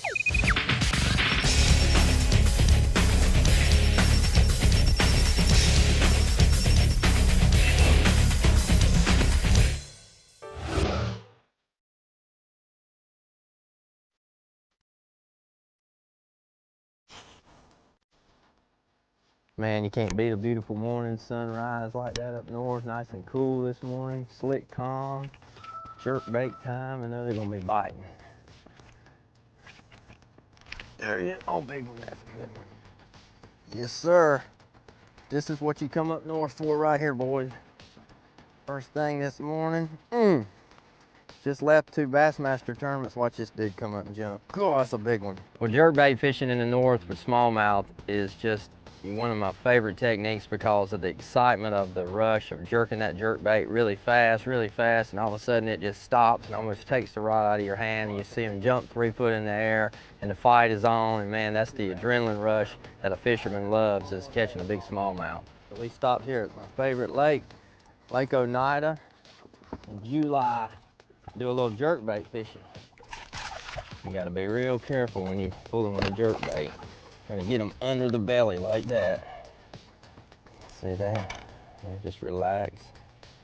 Then you can get your hand on him right there.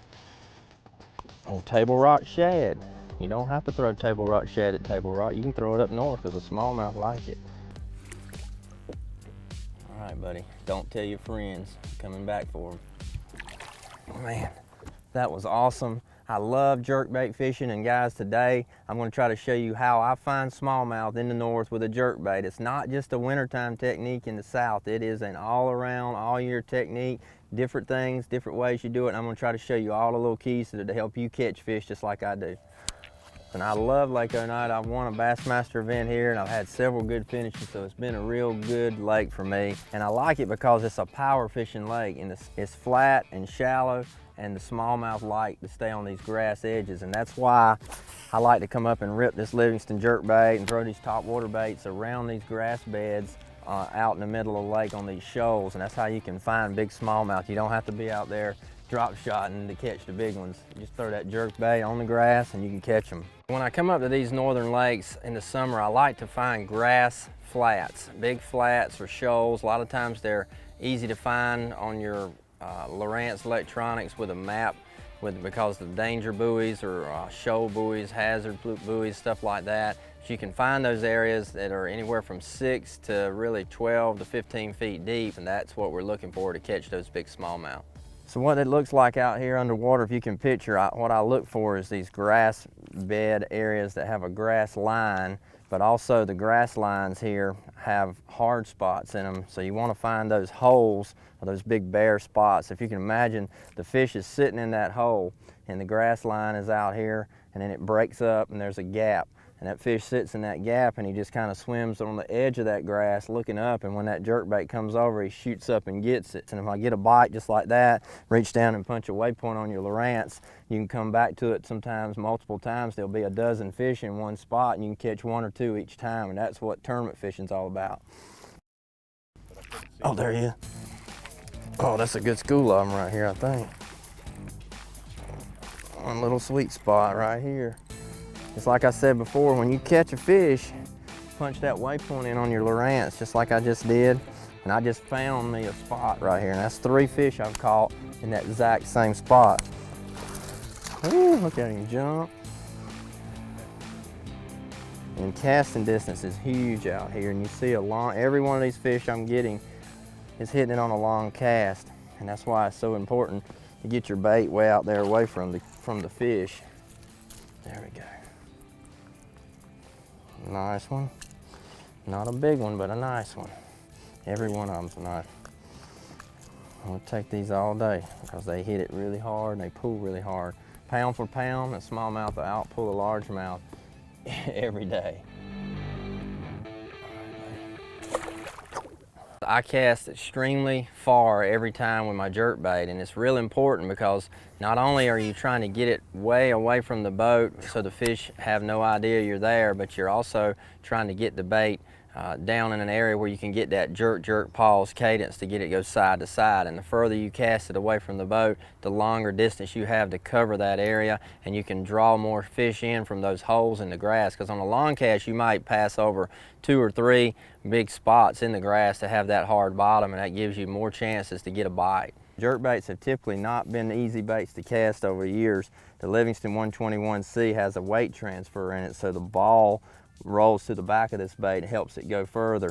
Also, the 7-foot medium light rod, that tip is real important in getting the distance out there. And then last, the reel is a big deal. Since Daiwa come out with the Tatula with the T-wing system, so that T-wing, when you push the button, it opens, takes all the friction off the line, so the line can fly freely off that spool really good, just like that. With that T-wing and that whole right setup, you're gonna get a lot further cast, just like this.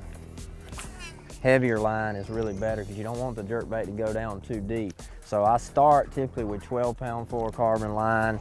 You want fluorocarbon because it sinks and it has low stretch properties, so you can hook the fish better. So my cadence is usually jerk, jerk, pause, jerk, jerk, pause, jerk, jerk, pause, and then stop for just a second or two, jerk, jerk, pause. The pause is real important because that Livingston jerkbait sinks real slow. It doesn't float and it doesn't spin, it sinks. And when it falls down in those holes, that gives them a little more time to hear it and see it and rise up and get it in those big holes in the grass. Hey, whenever you're throwing a jerkbait, you can get by with 10 or 12-pound line, but here's a great tip a lot of pros use. Whenever you're fishing in heavy submerged grass that's maybe a foot under the surface, go to a 15-pound, maybe even a 17-pound. Keep that bait above the grass, you'll catch more bass. There he is. Golly. Oh, God. I almost took the rod out of my hand, son. Oh, look at that big dude. When you get a big smallmouth to the boat, this is how people lose them and break their line a lot. 7-foot medium light rod's real important. You see that how that rod tip is loading and bending? Every time he surges, that rod tip gives. And I mash my button on my spool, and I mash it and I let that line slide through my spool like that. And you give him line. You never want to have them right beside the boat and let them make that surge and snap you off. Even though I'm using 12-pound fluorocarbon, it still can break it easy with the power they have. That's why that soft rod tip's important. Get back here, boy. Ooh. I like to belly land them like that because they kind of relax when you do that. Look at that big dude. That is a magnum smallmouth for this leg right here. Look at that. Summertime smallmouth jerkbait fishing. It's the best in the world, man. I love it. Oh. Let's see. Right.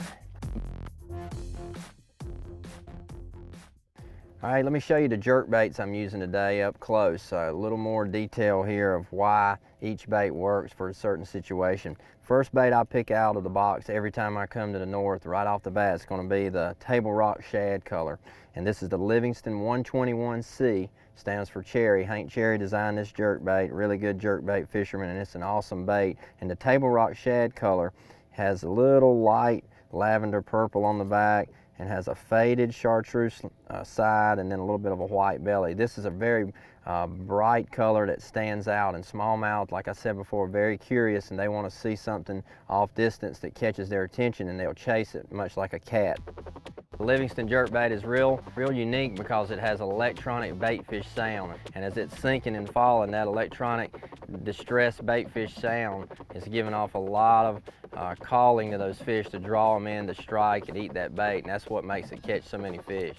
This is my first color in clear water. If it gets a little bit stained, or you notice they're feeding on shad instead of perch or something like that, then I'll use this Mad Dog color. This is a Bass Pro exclusive color, Mad Dog, and this has a little light chartreuse in it, but real bold white, and then a shad colored back with a little blue tip on the head. This is a really good color all around. You can really throw this anytime and catch them on it too.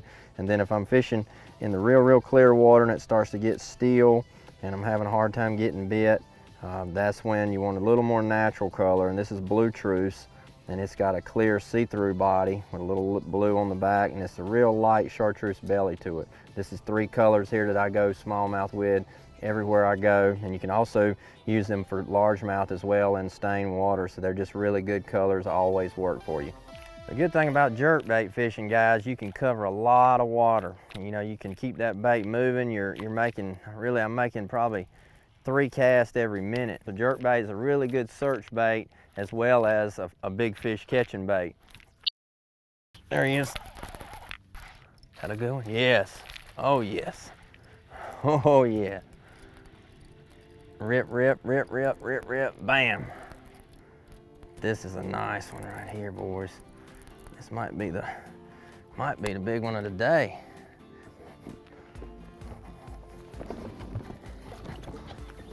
Oh yeah, come here. Yes sir, boys. That's all it takes right there. Man, we have had a blast catching these big brown beauties today. I hope you guys have had a lot of fun. All you got to do is get that Livingston jerkbait, get your 7-foot medium light rod, fluorocarbon line, and come out here in these northern lakes and enjoy some jerkbait fishing just like us. Well, I had a great time catching smallmouth today on the jerkbait up here at Lake Oneida, and I hope what I've shown you today is going to help you to catch more fish the next time you go jerkbait fishing, whether it's in the north for smallmouth or even in the south for big largemouth. Like I said before, jerkbaiting around grass, if you do everything right, keep it moving fast in hot weather, it'll surprise you how many big fish you catch.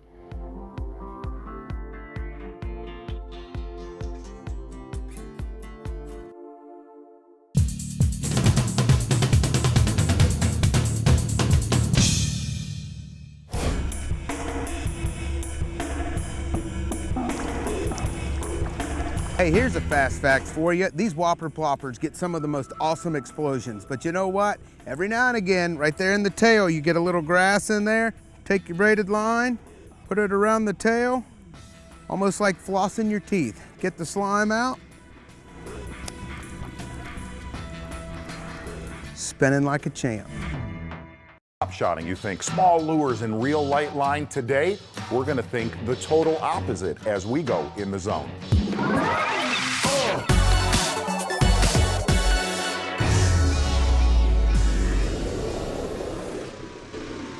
Hey gang, one of the deadliest rigs on planet Earth is a standard little drop shot. And when you think of a drop shot, you think of light line, little lures, little hooks, small weights.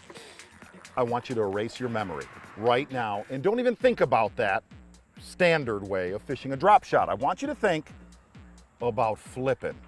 I want you to think flipping, and on your lake, whether you're in heavy grass, timber, rocks, and stuff like that, and showing them the lumber with a drop shot. A big flipping hook, a bulky creature bait, and a heavy weight. Here's the whole gig. All I'm gonna do is tie a standard Palomar, okay? That's a 5/0 Trocar monster flipping hook. Drop it back through the eye, and that's gonna make that hook kick out. When you put your weight on, go from the other side of the weight. So basically it's gonna hang downward to penetrate the grass. And all I want is about 8 inches. That's a Strike King Rage Bug. That's it. Oh, I hear ya. You know, when you get into July or August and stuff like that, and the fish have seen baits going by their face that are just standard Texas rigged, they get conditioned to it. They've seen it so many times. That's when you want to go to a power shot. One big tip. Ready? Throw right back in there. More than likely, he wasn't alone. Get over here. And I'm not talking 8, 10, 12 pound line. I'm talking 50, 65 pound braid. And the beauty of this is, when you get a bite on it, there's one, swing the hammer. Trust me, those fish get conditioned to a Texas rig, and a power shot is just deadly, deadly. Numbers and big ones. Hello everyone, and welcome to the Bass Pro Shops here in Auburn Hills, Michigan, home of, well, some of the best muskie, pike, walleye, smallmouth, well, pretty much home of some of the best fishing in the country, and it's a must-see. And on today's show, how about speed cranking with Bassmaster Classic champion Edwin Evers? And I'm not talking small crankbaits, big crankbaits for big bites on In Depth. Then, what is junk fishing? What is junk fishing and why do you need it in your fishing? That's today's In the Zone.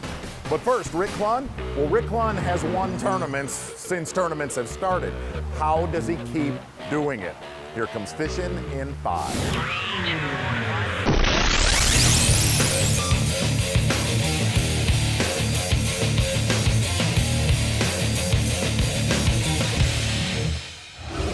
Folks, he's got to have about 10 pounds. What's he got to have? 11 pounds, 9 ounces. He's got to have it. 18 pounds.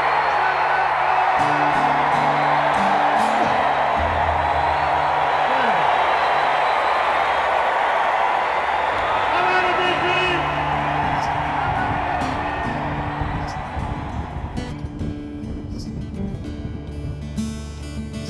team. You know, life is full of events and things that are become life lessons throughout our whole lives, and fishing's no exception. One of my most profound ones was, actually, it's been the last 5 to 6, 7 years. My peak, I started in 76 and 77. I won 2 classics back to back. I felt like I couldn't be beat. I was pretty much dominating anywhere I fished. But then all of a sudden you hit a period, for whatever reasons, motivation, whatever. I never like to use the excuse of getting older. But you're not performing at that high level. And as a competitor, it really works on you. But that does not mean, and let me emphasize this, it does not mean that all your greatest moments are in the past.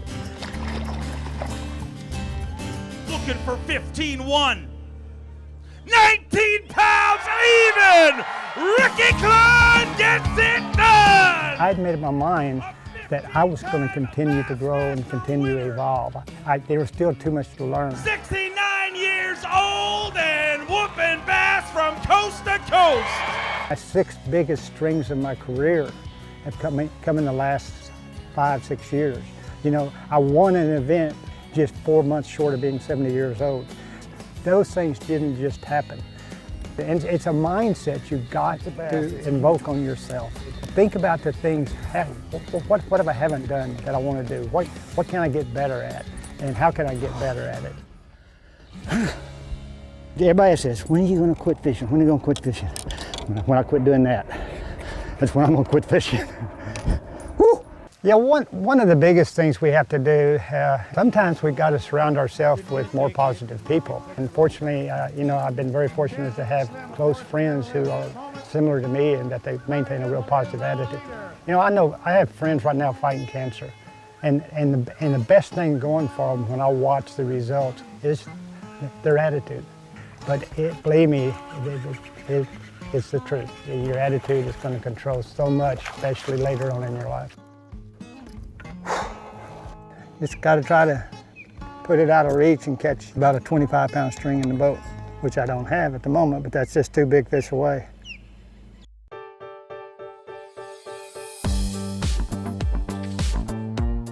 One of our biggest opponents is stubbornness. Right now, we're a quantum league in several different types of equipment that you better change or you're going to be left behind. Electronics is one of them. Now, you have side imaging, down imaging, and all these things, and the accuracy of them is unbelievable. And then you've got GPS, where again, you've got a level of precision that we've never ever had. You better learn how to use it. I probably could not have maintained the amount of hours I put on the water over the last 43 years if it wasn't for the long handle rods nowadays and the way they're made and lightness of them. When you get up in your age like I am, that's used equipment that benefits you and is user friendly to you. Are there gimmicks that you need to say, hey, I'm not messing with that? Sure there are, there always is. But there's a lot of legitimate tools out there that'll make you a much better angler nowadays. And one thing I've learned about being a bass fisherman, you better have a real strong heart. All this equipment we have, still the most important thing in the boat is your brain. But you're the one that really determines that. Set yourself some goals that, hey, this is something I want to achieve. Set some things that you get excited, or truly excited about it, and then surround yourself with similar people. Then you will be the one that won't accept that all your greatest moments are in the past, because you're going to be having some great moments now.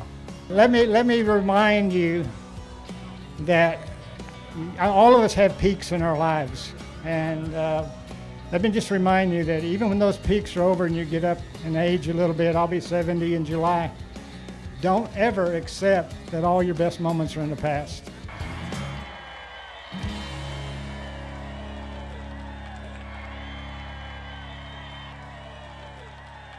Ricky Klein gets it done.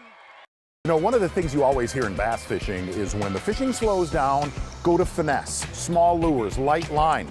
Well, Edwin Evers is going to show us, go to big crankbaits. Big crankbaits and absolute speed reeling. Go big, go fast, or go home. That's today's In Depth.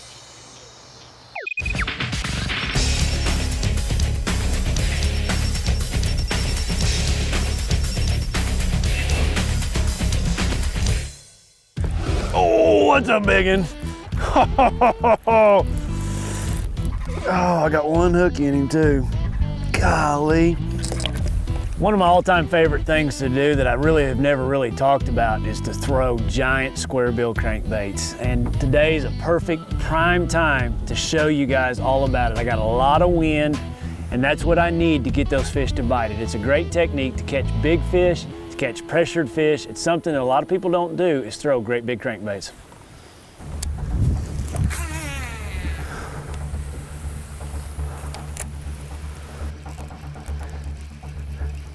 Another one.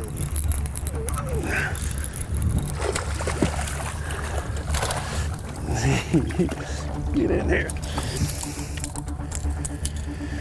The key to getting them to bite that big a bait is you've got to reel it really, really fast. I've got this on a 7-to-1 gear ratio reel, and I'm reeling it really fast. Gear ratio reel speed of the retrieve is really critical, guys, because you know you're bringing a big bait through the water that you know you're trying to trick a fish into eating something really big. They can see flaws no matter how great that paint job is, you know how real it looks. You've got to reel your baits fast most of the time, so it's really a critical component. You know, if you're sore, if your shoulders are aching, your hands, your forearms, you're reeling that bait fast enough. That's a real critical component, speed, to get that bait in. And it's hard, it's gonna wear and tear on your body, throwing that thing and reeling it in that fast. All right, let's get another one. Check my line. Puts a lot of stress on your line. When you're throwing a bait that big, you think the stress is gonna be right here at the knot, but it's not. The stress is about 18 inches up. It's that line that heats up when you're really trying to make that cast. You know, it's such a big bait, it heats that line up right there at the end of your rod, where it hits the end of your rod. Golly, they're big.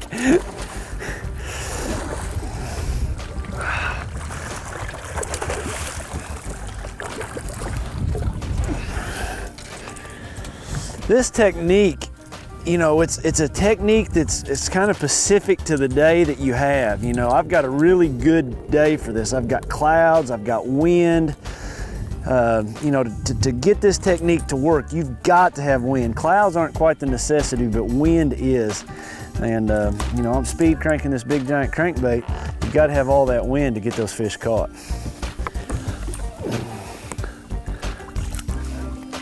The wind is critical because I am trying to trick a bass into eating a bait a lot bigger than what we normally throw. You know, that's why we have so much success on smaller baits, because they're not as big. A bass is not able to tell, hey, that's an artificial lure. When I go to try to make them eat something as big as this square bill, I need that added wind so you don't get the light penetration, so you get all that stern, you get a little bit more stain in the water to be able to trick those big fish.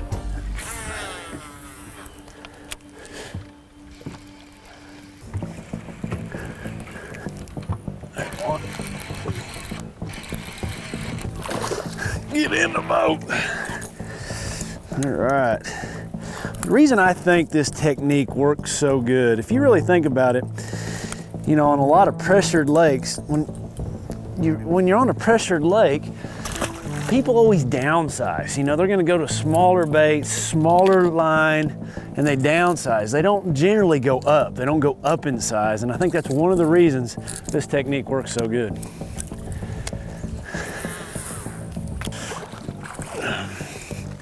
One thing I've noticed with this technique, with fishing these oversized square bill crankbaits, I've got to have cover. It works with boat docks, it works with standing timber, you know, stuff like you'd have down at Toledo Bend, Lake Fork, big rocks, but you've got to have some sort of cover. It's not an open water technique or smooth bank type deal for me. I've got to be bringing it by something really big. You know, as I'm reeling this bait in, I'm trying to reel it as fast as I possibly can. I'm getting my rod in position to bring it by the cover as close as possible. And I'm talking about more of the style of pier type boat docks or standing timber or big boulders. You know, it's just those fish are relating to that. It's his home. He's not trying to protect it. And that's where it's always worked for me. There he is. Oh man, there's another one right underneath him. You know, for me, this technique's always been the best. For me, late summer, early fall. You know, those fish have been fished for really hard. The water temperature's gotta be warm, and you know, they've just kind of got lethargic at the end of the summer, early fall. It's kind of one of the tougher times of year, and that's when I use this technique of big crankbaits. You know, the one thing I've learned the last decade covering some of the best crankbait fishermen on the planet, Rick Lund, Kevin Van Dam, and Edwin Evers, you never hear them say, I really had to slow down when I'm cranking. The next time you're out and you feel like you're winding your crankbait slow, speed it up as fast as you can. I guarantee you, speed will kill them. We're out here today on a really windy day, and we're catching fish on a giant square bill crankbait.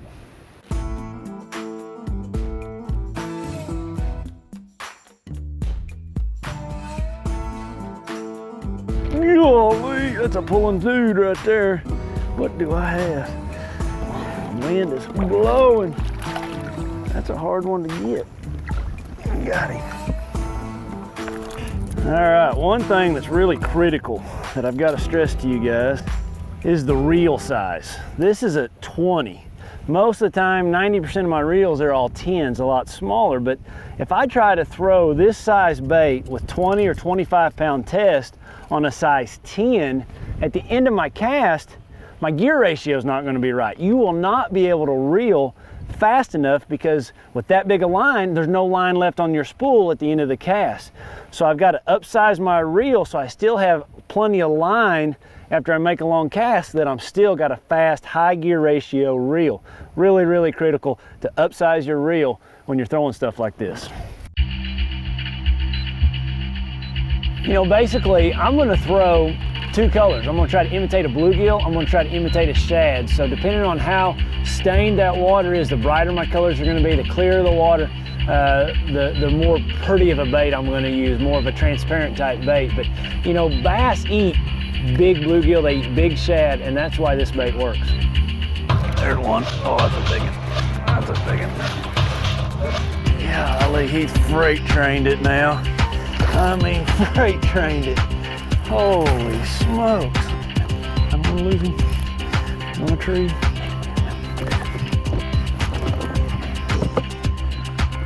Gosh, come out. Here, buddy. Got him. Awesome. Whew, look at the belly. He's got a big old belly, yet he's still eating. That's one thing about this bait, you know, it's a misconception. You know, that's not that big. When you think about a bluegill or you think about a shad, even threadfin shad can be that big. So it's really not that big of a bait.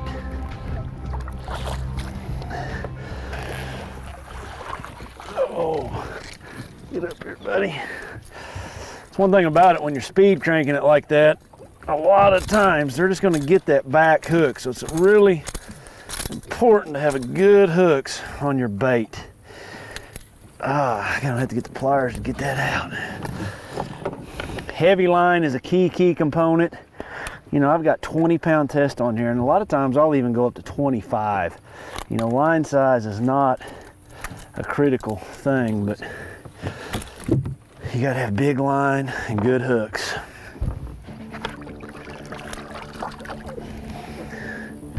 Another thing, another reason why you've got to have those really sharp hooks. You know, I'm reeling that bait really hard through that cover. There's a lot of times you don't know if it's a bite or you're banging a stick or banging that dock or a log. So those sharp hooks is a really key thing, because, you know, man, if that thing starts pulling back, it wasn't just a log, you know, it was a big old fish.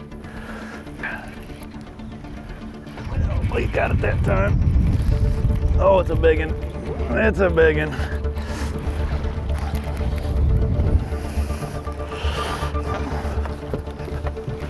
Come here, girl. A lot of hooks right there. Holy smokes, look at this one. Wow. Wow. Oh, that is fun right there. Look at that fish. That is a big one. This was my setup today. I had a 710 cranking rod, medium heavy, big, heavy, you know, rod that can handle this big bait. I've got a Megabass grenade. This thing weighs 1.58 ounces. Look at the teeth marks in the head of that thing. They were chewing it up. Got big mustad hooks on it. Got a big reel, a size 20, Johnny Morris reel, 20-pound XPS fluorocarbon. Big component, you gotta have big line. It's a big, all big setup to do this. You know, this bait right here imitates a bluegill really, really well. And as you can see from the teeth marks, they're eating it up. There's one, that's a good one too. Oh. That's one thing about this bait. It just does not catch little fish. You've got to have a lot of rod for it. It's a big line. Golly, look at him. You don't think he wanted it, do you?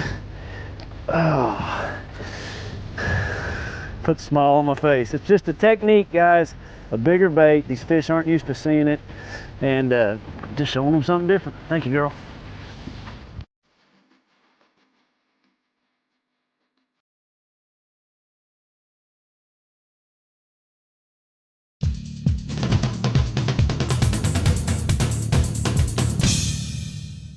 You know, I think everybody has learned that you gotta color your braided line, you know, with a Sharpie. To make it real easy, we use this Magnum Sharpie. You know, they're a little harder to find, but boy, with that big tip on it, it just colors the line so much darker and so much easier. And the other thing is, instead of just doing a couple of feet close to the bait, I like to do 8 or 10 feet of that line. A lot of this line is gonna lay out in front of the frog. I wanna make sure that there's none of that lighter green or white or yellow braid floating on the surface that the fish are gonna see before they... Well, you see how my Bass Pro Shop's pretty much buying the kitchen sink? Oh, we've all done that, haven't we? Well, what's junk fishing? It's throwing the kitchen sink, and why do you need that? It's today's In the Zone.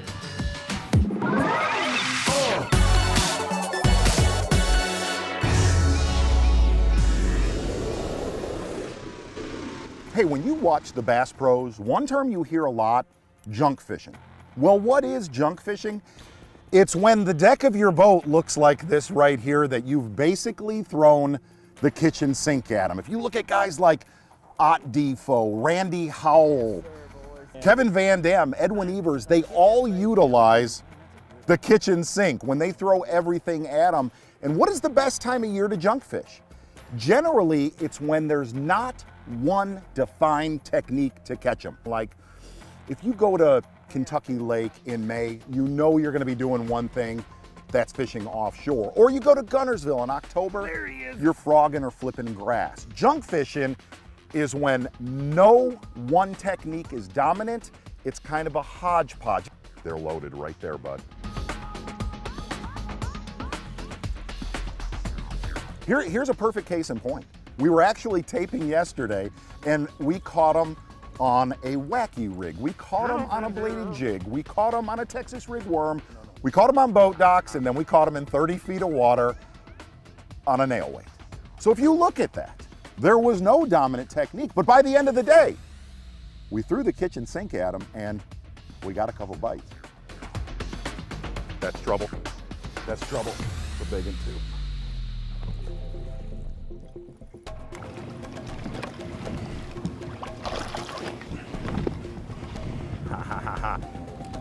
Cameraman, give it up to me. If you look at guys like Randy Howell, you see how he fishes. Bunch of rods on the deck, like this right here. Kevin Van Dam, Edwin Evers. Those guys are kings of making the kitchen sink work. So remember this, when there's not one dominant technique on your lake, throw it all at them.